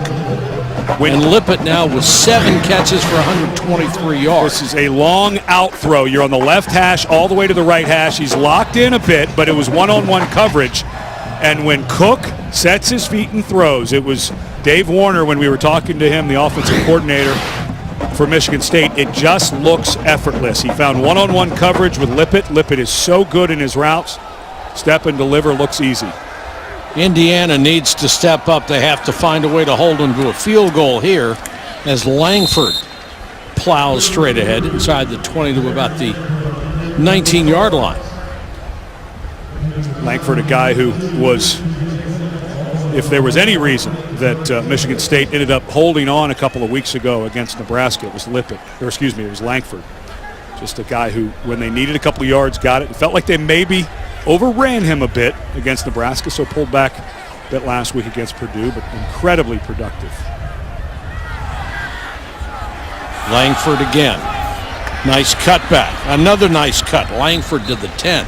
You know, that Nebraska game, except for a punt return, would not have been that close, and people would have had a lot better feeling about Michigan State. There was also what should have been an interception return for a touchdown that ended up going the other way. That's a 14-point swing on one play.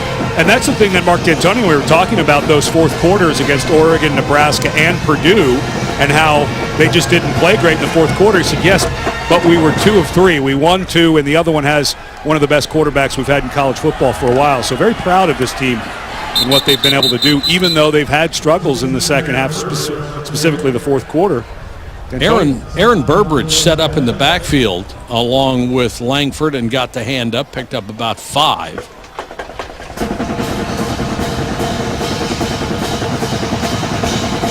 And it's interesting that you come to do a Michigan State game after, say, you've done an Arizona game or a game where there's no huddle. This just feels like such a nice, leisurely pace. This has got to drive Kevin Wilson, who loves the hurry up, a little nuts not to be able to get his team back on the field. Lippett in motion. They fake it toward him. Langford has it again inside the 5, about the 3.5-yard line where Michael Hunter stopped him. And I get a feeling that this offensive series is being called as much by Mark D'Antonio as it is by Dave Warner, the offensive coordinator. D'Antonio, of course, came here after a long stretch as a very successful defensive assistant. And we've seen the last couple of weeks where the offense stayed in kind of the attack throw mode and didn't eat much clock. Now you're in a throwing situation, but they have managed the clock pretty well here, up 11. Well, he is the head coach. He gets to make that last decision. Cook, little shovel pass to Shelton, touchdown.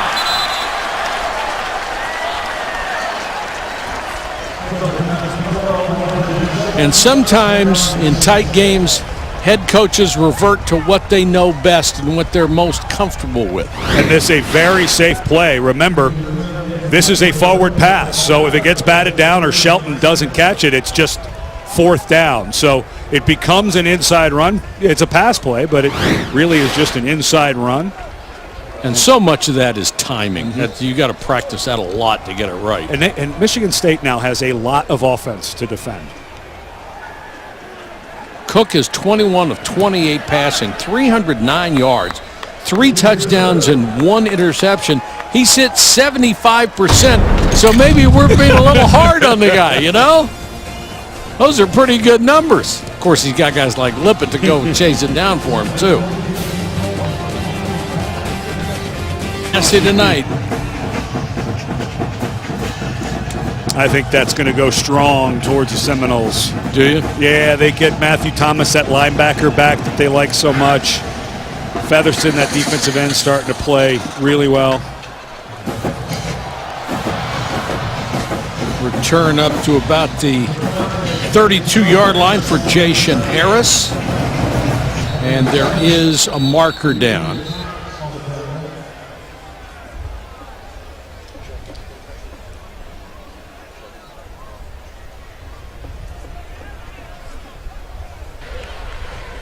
Delay game, sideline warning, Michigan State. That's their first warning. Hardly seemed worth the effort, did it? Next one will be a penalty. Xander Diamant's dad, Don, is an actor primarily in the soap opera world. He played Brad Carlton on The Young and the Restless for nearly 25 years, where they killed him off in 2009. Last Friday. That doesn't mean you die, though. In soap he's operas, here today, right? Yes, yeah. In soap operas, you go to another one, The Bold and the Beautiful. And there he is with Xander's stepmother, who is also an actress. And a very famous family, and with a soon-to-be much more well-known son, Xander, the true freshman quarterback. And imagine as a parent, whether you're a soap star or not, how emotional it is when you get the call on Monday, hey, Mom and Dad, guess what? Remember I was supposed to sit out this season and not play? Well, that's not going to happen anymore, and we're going to start against Michigan State. And apparently Don, his father, had a very difficult time sleeping this week. The son handled it apparently much better than his dad. And now Xander has to make something happen in the passing game.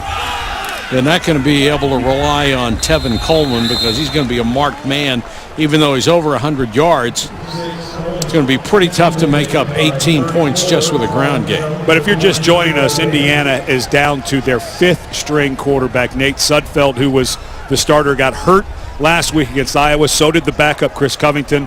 2 guys had transferred before the season. But Diamant, a guy that they recruited, he came out here from Venice, California to a camp during the summer. They liked his command. They liked that he had some confidence. He had plenty of arm, can run a little bit, so they liked him. The out is out of bounds. and he was not highly recruited because of his size.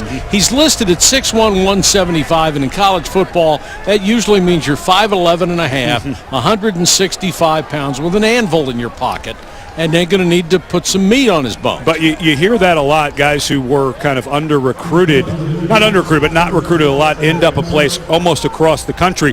It's because Diamant made the effort to come to camp. Exactly. And he liked this offense. He liked what they were doing, felt like it fit his skill set. And so that's why they ended up recruiting him.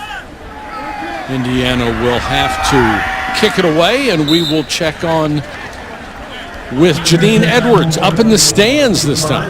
Funny answer. That's right. I'm up here with Don and his lovely wife, Cindy, and watching your son, Xander, play in his first college game. Yeah. I think you were maybe more nervous than he was. What's this been like for you so far? Well, you know what? Yes, little nerves, right? Little nerves, but Most definitely I was more nervous than Alexander. I think knowing his confidence and his ability, he calmed me down. He was much cooler and calmer than I've been. I had a lot of confidence in him. You had confidence. You told me even as a little boy, he had confidence in his ability and has always been a competitor. Where did that come from? I was pointing at Go ahead. I always joke that Donald sneezed and out came Alexander because they are identical. He is identical to his father. I've raised him to be a competitor, and he is that and more. He's tough as nails. Well, tell the audience, because they may not know, you come from a real sports-loving, very involved family. Yeah, my brother was a tremendous athlete and a competitive swimmer and played football. My dad, also a multi-sport athlete.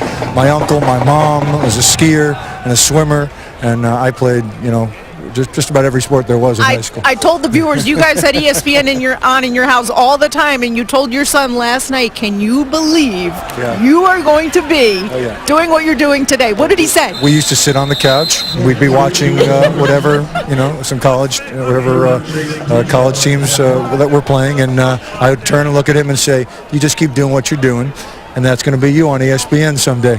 And so we couldn't believe when his first game was on ESPN. Unbelievable. And here he is. And guys, Cindy compared this to the nerves you feel when you're performing before a live studio audience. It's just as nerve-wracking. Back to you guys. I must admit I have enjoyed watching Don throughout his career because I watched a lot of soap operas. They're pretty good stuff. Had a nice long career. Of course, you must have. You Academy Award-winning devil, you. But Don, who's had a long career on daytime television, he was 1990. He was one of the sexiest men alive by People magazine. So he's a well-known guy, and it's kind of neat to see his son.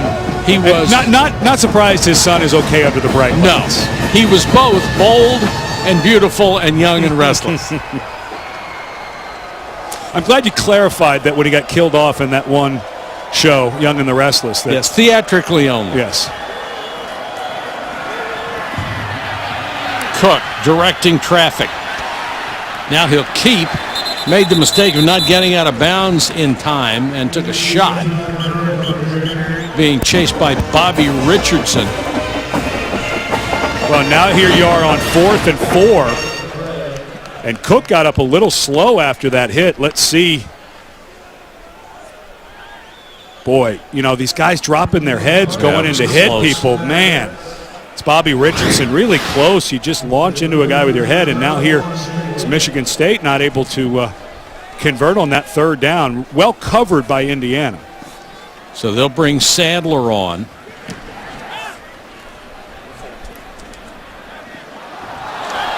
Hits a floater and it makes the end zone. Chase for the NASCAR Sprint Cup heads to the final race in the contender round. Win and move on. 12 drivers in the field, 8 advance. The Geico 500 at Talladega, where something spectacular always seems to happen. Tomorrow, 1 Eastern on ESPN, as well as live on Watch ESPN. This state knows a thing or two about car racing. Yes, it does. Downtown Bloomington, it is just a pretty little place. to go out and walk around. Very nice. 4:22 to go in the third quarter. This game's not out of hand yet, but Indiana has to make something happen and make something happen in a hurry. And a throw behind Shane Wynn, who was open. Not sure if that ball was tipped at the line of scrimmage, but Diamant, of course, first start, first time he's played in college. Just some of the throws that he's going to need to make going forward. Not quite hitting some that look like they're there. Timing's off a touch. Diamant tries to save it, threw the ball forward. No official has signaled as an incomplete pass. I think he was trying to throw it, but it looks like Michigan State is going to get it on a fumble recovery. Shalik Calhoun. Well, and Kevin Wilson saying he was throwing. It did look to me like he was going to trying to throw. If at the very least it's intentional grounding, but I don't think that this is a fumble. And he may be down. Well, I think it may have left right. Yeah, they're going to review this. He tried to throw it. I don't think there's any doubt about that. And this is a reviewable play, so we'll see what comes back.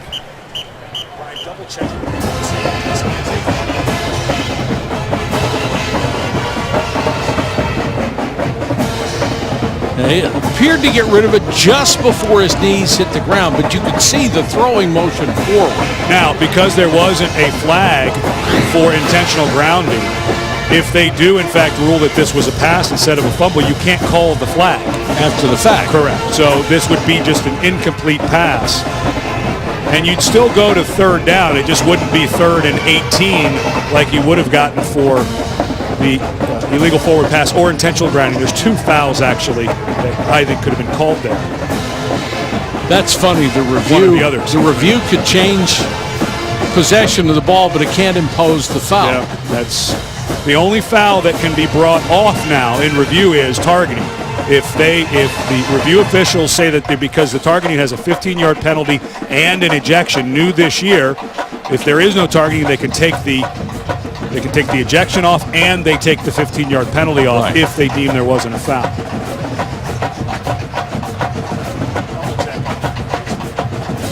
Now, it's clear there was a throwing motion.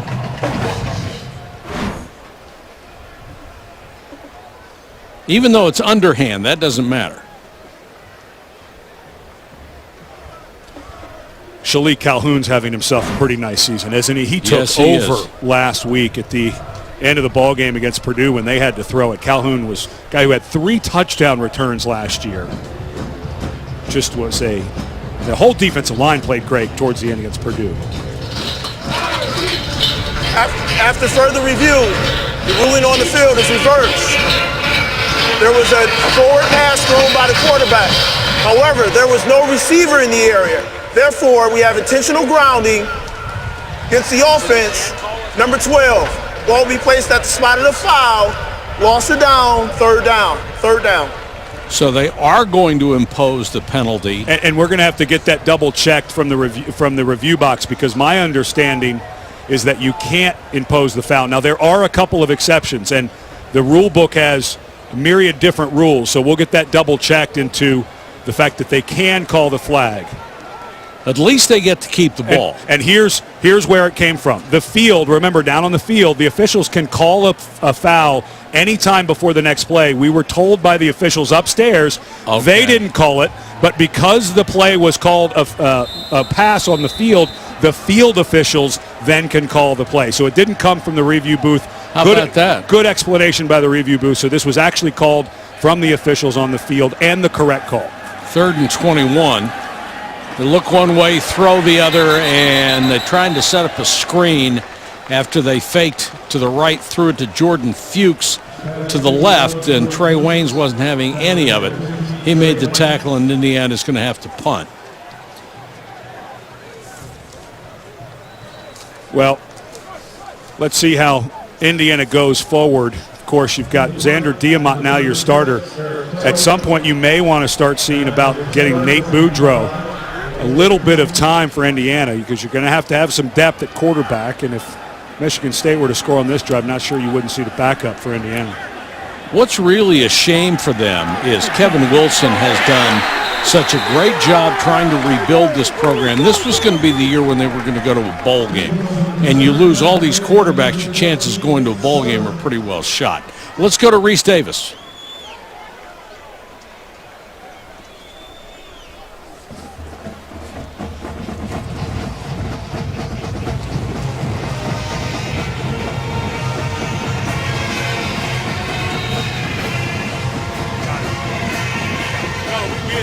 I think we got it, yeah.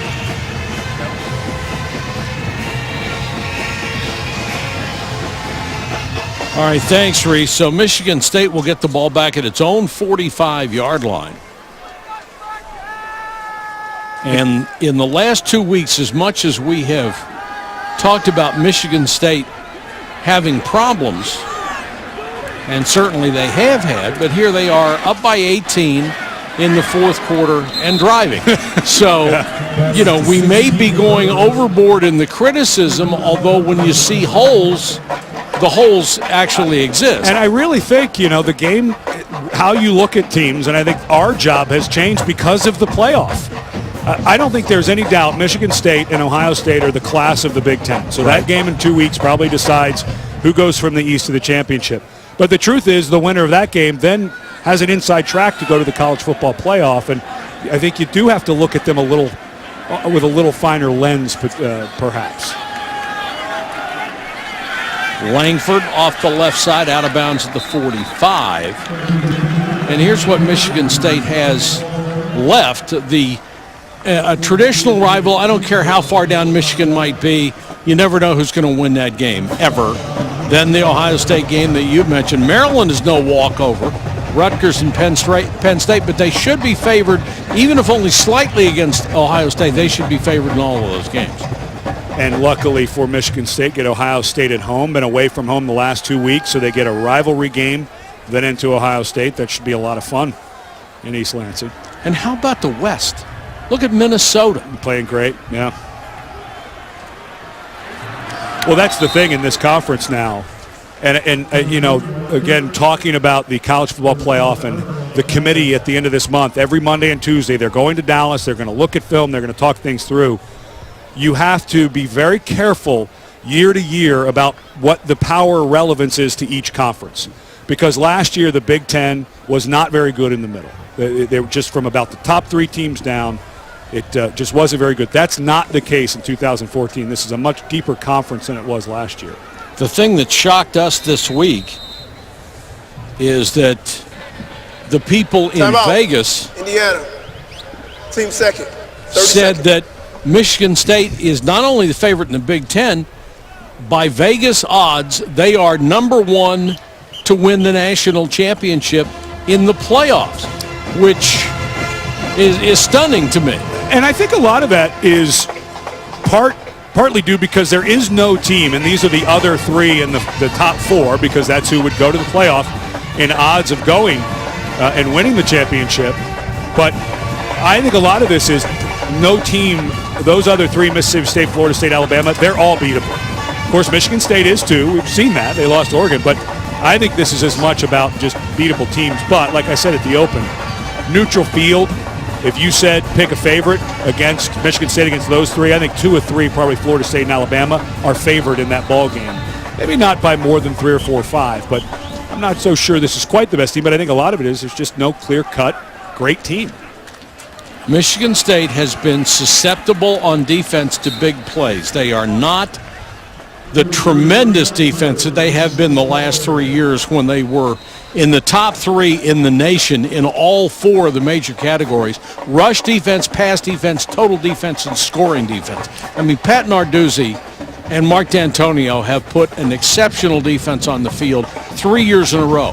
They're good. They're not that good this year. And you know, in talking to Pat Narduzzi, the defense coordinator, he's very clear that where they are struggling, and we've seen it, is that second level, the linebackers, and the third level, the defensive backs, in their run fill, just coming up and sensing where the hole is, just not quite where they were last year. Cook and a juggling catch by Shelton. Was he in bounds? They say he was. Nice touch throw over Flo Harden, and Shelton made the grab. Well, Michigan State starting to get a bunch of guys. Oh, that ball was tipped. What? Oh, that's close. That's close. I'm not sure you don't want to review this, but that ball was tipped, and Shelton somehow. He got it. Awfully close, but Harden gets a finger on it, and Shelton able to stretch out his right hand. Good concentration. Too close to overturn, even if they had reviewed it, which they didn't. This pass complete down to the 18-yard line to Burbridge, and he's chased out of bounds by Richard Fant. And Cook's back in another one of those sequences where he is thrown it right on target. Yeah. And, early in the game we were showing some of his footwork issues, and a lot of young quarterbacks have footwork issues. But if he can clean that up and get to where he consistently transfers his weight and stays grounded as often as he can to throw it, this guy really can be at a very elite level. That play marks the end of the third All quarter. the folks who made the trip wearing green and white are happy after 3 quarters. It's 30. And right now, that's all you're trying to do is avoid losses so you got a shot.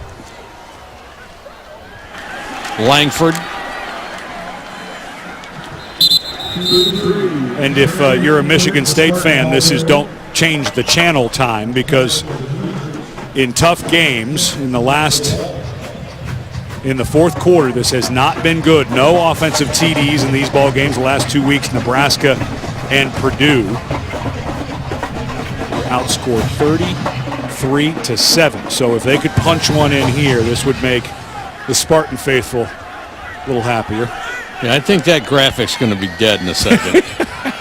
That's your guess? That's why we got it in there. That's Langford again. Straight up the middle. Kill the graphic. Change the scoreboard. Andrew Gleichert went roaring through an already gaping hole to make sure there was nobody there. Big 84 gets a block at the end. Nice to have Gleichert back. He was a guy who was bothered by a calf injury. Didn't play against Nebraska. Played a little bit last week. With Price and Lyles, they're starting to get pretty good depth there at that tight end spot. Langford, 21 carries, 109 yards on the ground, and 3 touchdowns. That's 11 straight conference games of over 100 yards. What a stretch.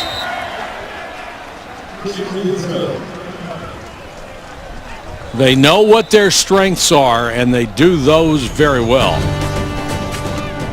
Langford with his 3rd touchdown on the ground. It's 42-17. He's warming up with his helmet on. But take your guy, Xander Diamant, the true freshman who played his first college game today and had to start against Michigan State. Let him stand on the sideline for the fourth quarter and take a look and get your now second string Boudreaux some run. Harris will take a knee, and we'll check in with Reese Davis.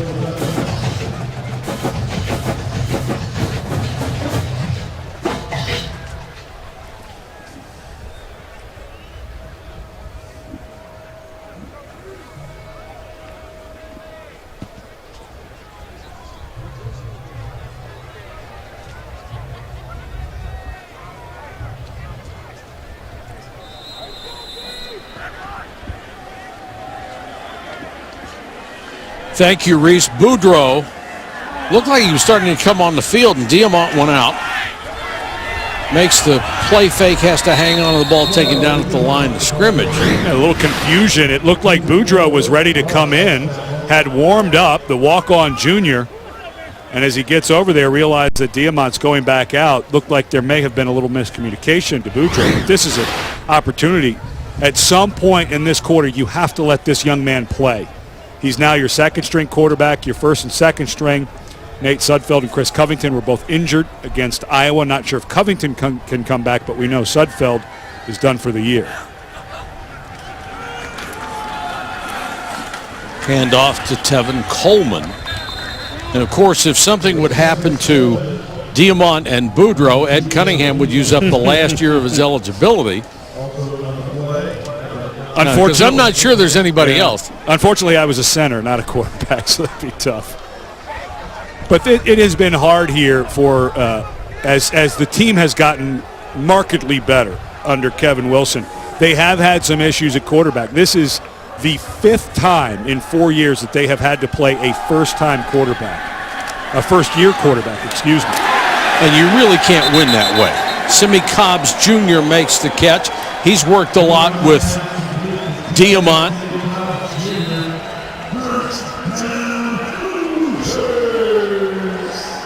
Maybe get yourself a little confidence before you put the sub in.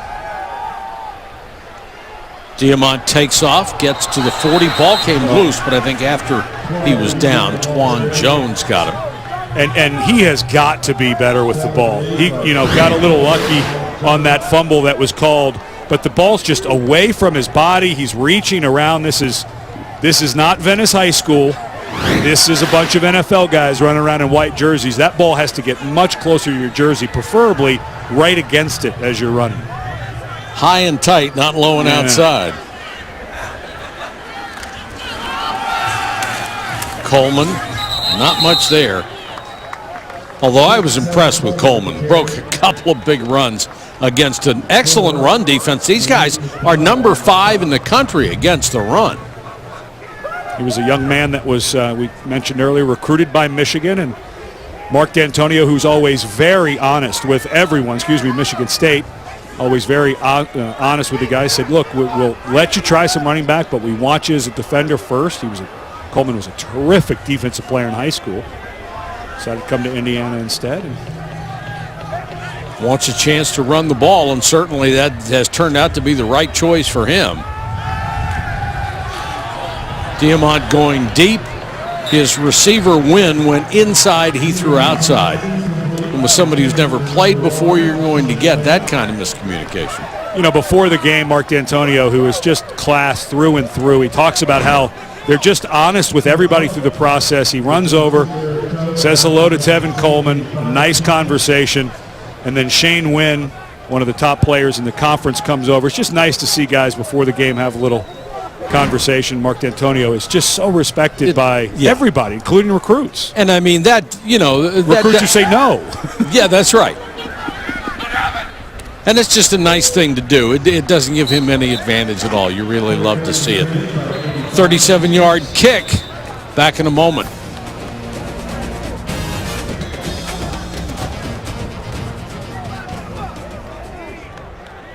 The 1800s, before either one of these schools was formed. And the loser doesn't have to drink out of it today. Thank goodness. It stays with Michigan State.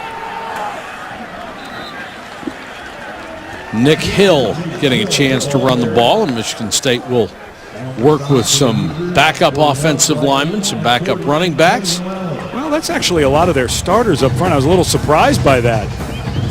Of course, they're down one today because of their center, Jack Allen, out, but a little surprised to see Connor Cook in here. At some point, you think you'd want to start getting Tyler O'Connor or Damian Terry, two guys that are very athletic, that they feel pretty good players for them. A little surprised they're not getting them some run. Saw backups because Monty Medeiros is in there. He is second-string wide receiver, and now Hill straight up the middle. And you've got to think this Indiana defense is pretty much worn down at this point. Let's take a look back with our Mitsubishi Drive recap.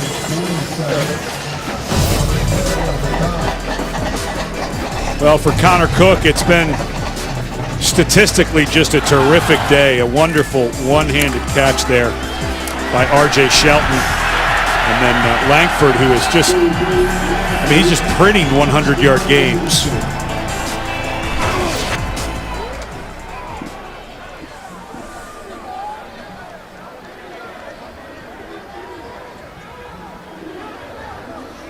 Hill.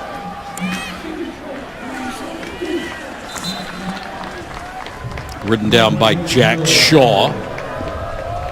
And I think the head coach, D'Antonio, took the play calling sheet away again here in the fourth quarter. It was last week at about this point when Connor Cook on Purdue's 21-yard line on 3rd and 5 threw a pick. Now, Purdue had way more momentum. They had a lot of things going for them that Indiana doesn't, but they're running the ball bunch. Well, it's not unusual when you see a guy who is anchored in defense like Mark D'Antonio is, that when it comes to offense, and they have spread it out so much more recently, it's like, okay, you can put this in if it works. As long as it works, you can keep running this. The second it's not going to work, now we're going to go back to what we used to do and what I always relied on, which was 3 yards off tackle. You know, Tony Lippett done for the day.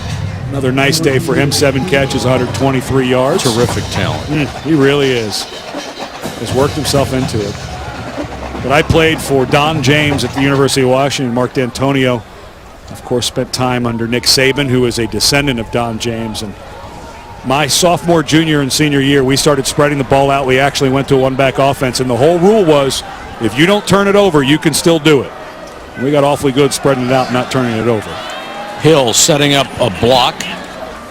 Crosses the 45 to about the 43 where David Cooper makes the tackle.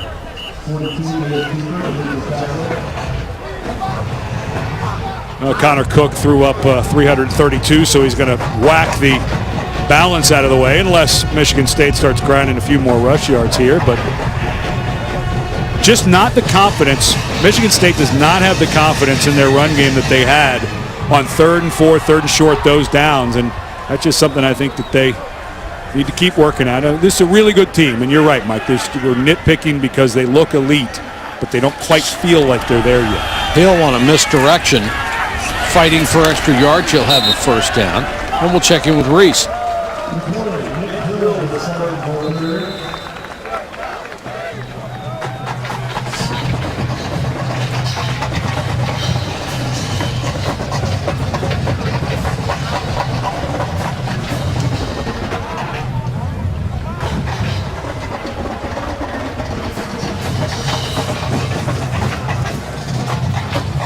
That's an amazing score. And I think, Ed, you may have bothered the genealogists in a couple of different families when you said that Nick Saban was descendant of Don James. Yes, he was a disciple of disciple. Don Thank you. Yes. people going back to the family tree going, wait a minute. English was not major. Well, you've always told me offensive linemen are the smartest guys on the team, except have when the we best speak. Personalities, end up marrying the prettiest women, and winning Academy Awards. So, except they just don't know how life works. Other than that, they're perfect. Well, but Mark D'Antonio, the more I haven't covered Coach D'Antonio a lot as a head coach. I'd covered him as an assistant. He really does remind me of Coach James. And if you ask anybody who'd been in this business for any time as a coach about Don James and what he did in his program building, development of young men, and I'm a disciple of that, Mike. Certainly. Certainly. You're not a descendant of it, but Delton Williams gets that care. But, the thing that Mark D'Antonio hangs his hat on when he builds his program is he says, we're trying to build better people. It's not a better football player. They're trying to get them better as students, trying to get them better as men, take more responsibility. He said, what's amazing is all of a sudden they become better football players when they become better people. And coming from him, it's not lip service either. Not at all. And they're very, we go back to Tevin Coleman when he's recruiting Tevin Coleman. He could have lied to him and said, you're absolutely going to be a running back. Sure. Knowing day one I'm going to put you at linebacker or DB.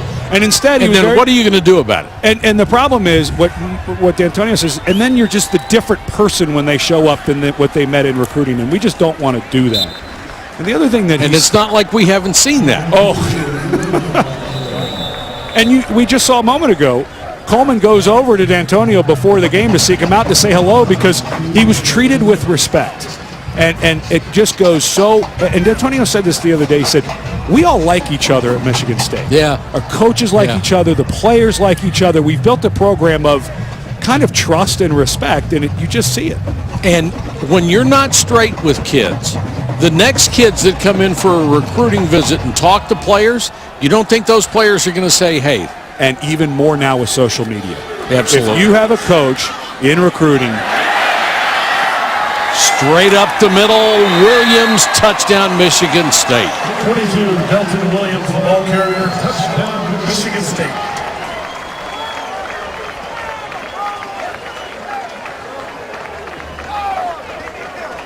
You don't see that very often. Doesn't show his emotions. He's not somebody that wears them on his sleeve. But he's got to be happy for Delton Williams. That young man getting a chance. Just sophomore, bigger back than Langford and Nick Hill.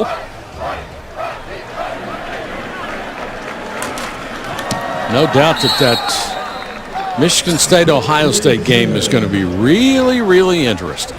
It'll be interesting after the Michigan game next week. Yes.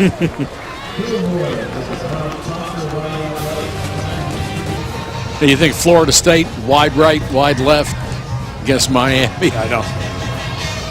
And I think the announcers of tonight's game should do it in that movie trailer voice. There you go. The entire game. Keep the tension high.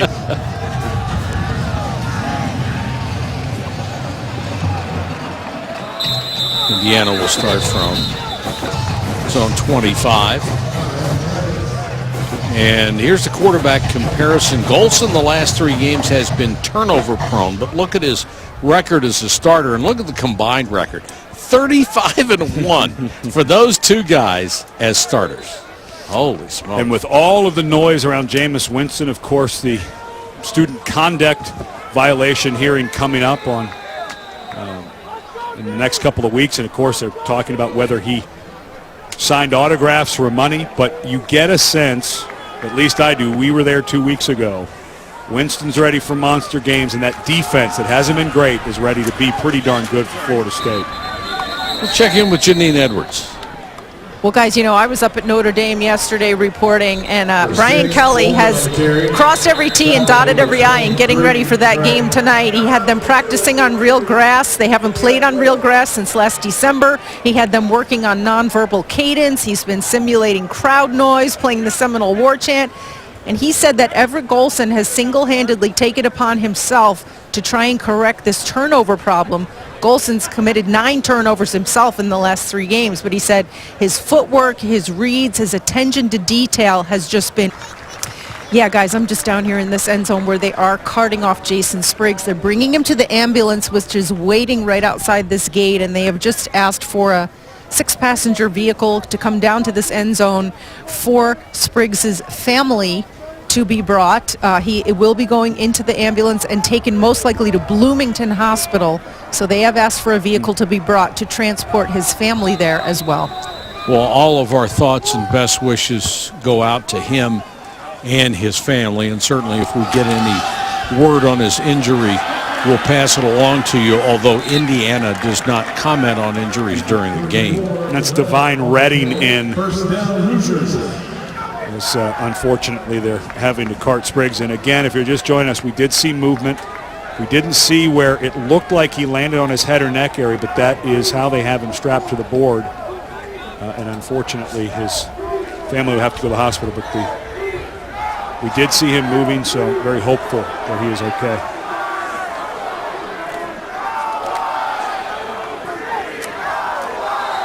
So into the ballgame at quarterback, Nate Boudreau, who last year played in a couple of games, was a walk-on in 2012. He was all-conference in high school from Naperville, Illinois. Watching him in warm-ups, he can throw it a little bit. I think at some point you're going to have to let him sling a few here. Hands it off to Divine Redding. That's a pretty good name, isn't it? It is. And I was watching Redding on film. This is with Tevin Coleman, the starter, and, of course, D'Angelo Roberts, who's a fine backup, and they put in all the time. I was actually really surprised at Redding and his speed, and he has good energy, good burst. 5'8", 202.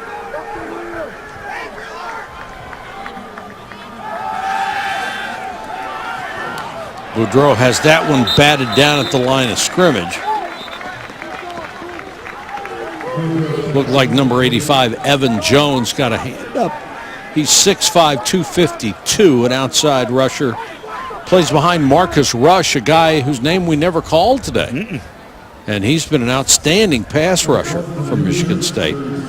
Now they have to kick it away with 3:09 on the clock.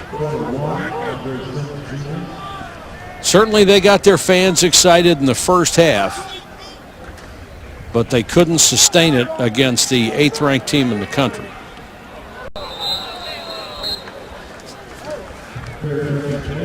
33-yard kick and no return. Well, if Indiana would have had its starting quarterback, I think you could have called this a trap game because Indiana was good enough to play with them, we saw, for about 2.5 quarters. With a quarterback, maybe they could have made it 4. But the reason it was a trap game is you've got an injured and reeling Wolverine club coming in that would love nothing better than to ruin not just a chance at a Big Ten championship, but a chance at a national championship for the Wolverines, and then a much improved Ohio State team who looked like they were rolling earlier today in a couple of weeks. So next 2 weeks are going to have a lot to say about where these Spartans end up. Yes, they certainly will. And Janine has more on the injury. Janine? Yeah, guys, Dr. David Kaufman, who is a neurologist with Michigan State, was just over there with Jason Spriggs, the injured player. And Dr. Kaufman was kind enough to give me an update. He said they are looking at the cervical area of his spine.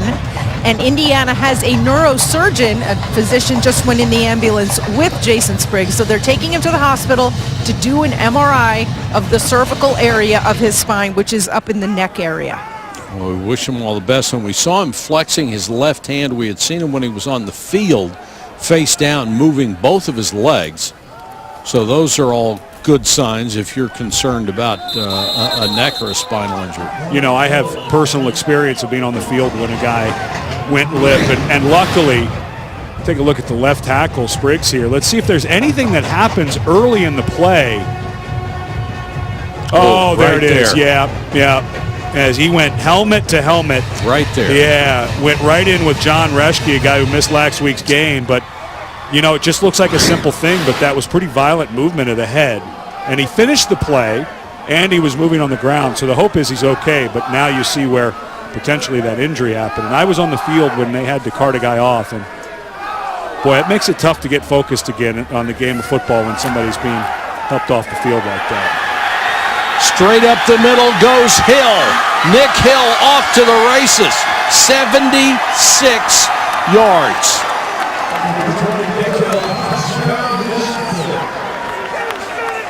$16 carries, 178 yards for Nick Hill. And homecoming isn't all it's cracked up to be.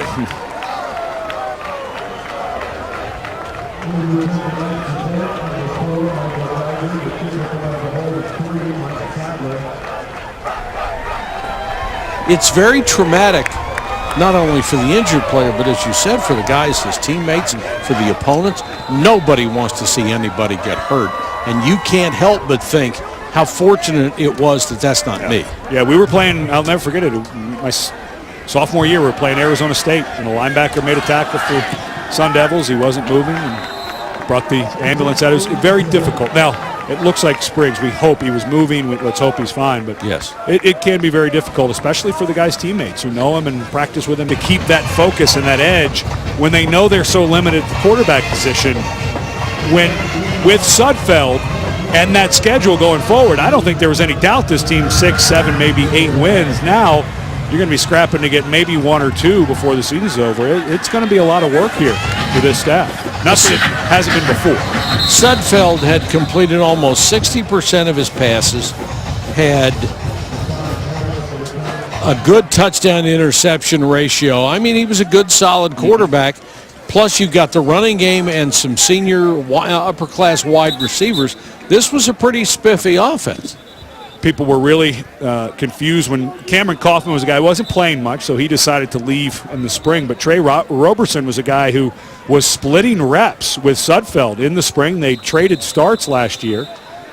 Apparently, he and Kevin Wilson didn't quite see eye to eye during the break. Came back, and Roberson decided to transfer, and so now this is why Indiana finds themselves in this position. Loose ball. Michigan State says they have it, and they do. Boudreaux left it on the ground.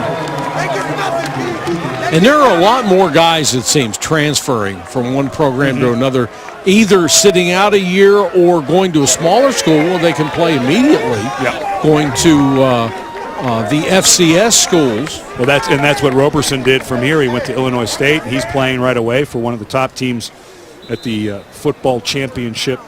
And that very rarely happened 20 years ago. And a lot of it is a guy gets to a place like Indiana, sees his third or even second on the depth chart and says, I want to play right away, there is some immediate gratification. But I think it's also really made we are in a era of college football where I feel like there's more parity than ever. And I think more young men in high school are wanting to play the game. I think our coverage has grown the desire for people to come and play college football. But I think with the free agency rule in college where if you graduate, you can transfer without penalty now. So you have guys graduating 2 or 3 years. They have 2 or 3 years of eligibility left. But with the transfer of second and third string quarterbacks who can play and go help someone immediately, I think it's really changed the competitive level of all schools. Michigan State trying not to do any more damage. She's going to take a knee a couple of times to let the clock run out. So here's what it looks like in the East. Michigan State and Ohio State, the only 2 unbeatens left. Maryland only 1 game behind in the loss column. Michigan State plays Michigan next week. That'll be huge if they can get by that and set up a showdown with Ohio State. In the West, looky here. Minnesota 6-1 overall, 3-0 in the conference after a comeback win where they gave up a ton of points but still won today. Solid run game for Minnesota. Maybe that'll be the matchup. Michigan State, Minnesota, or Ohio State, Minnesota. That's kind of what I feel. I don't count out Iowa, though. That's an awfully good defensive front. For Mark D'Antonio, his 70th career win. He is now tied for second in school history on the win list with Charlie Bachman. Already passed George Perlis last week. Once again, the final score, 56-17 Michigan State. Now we send you to Reese Davis in the studio for the wrap-up show. Reese.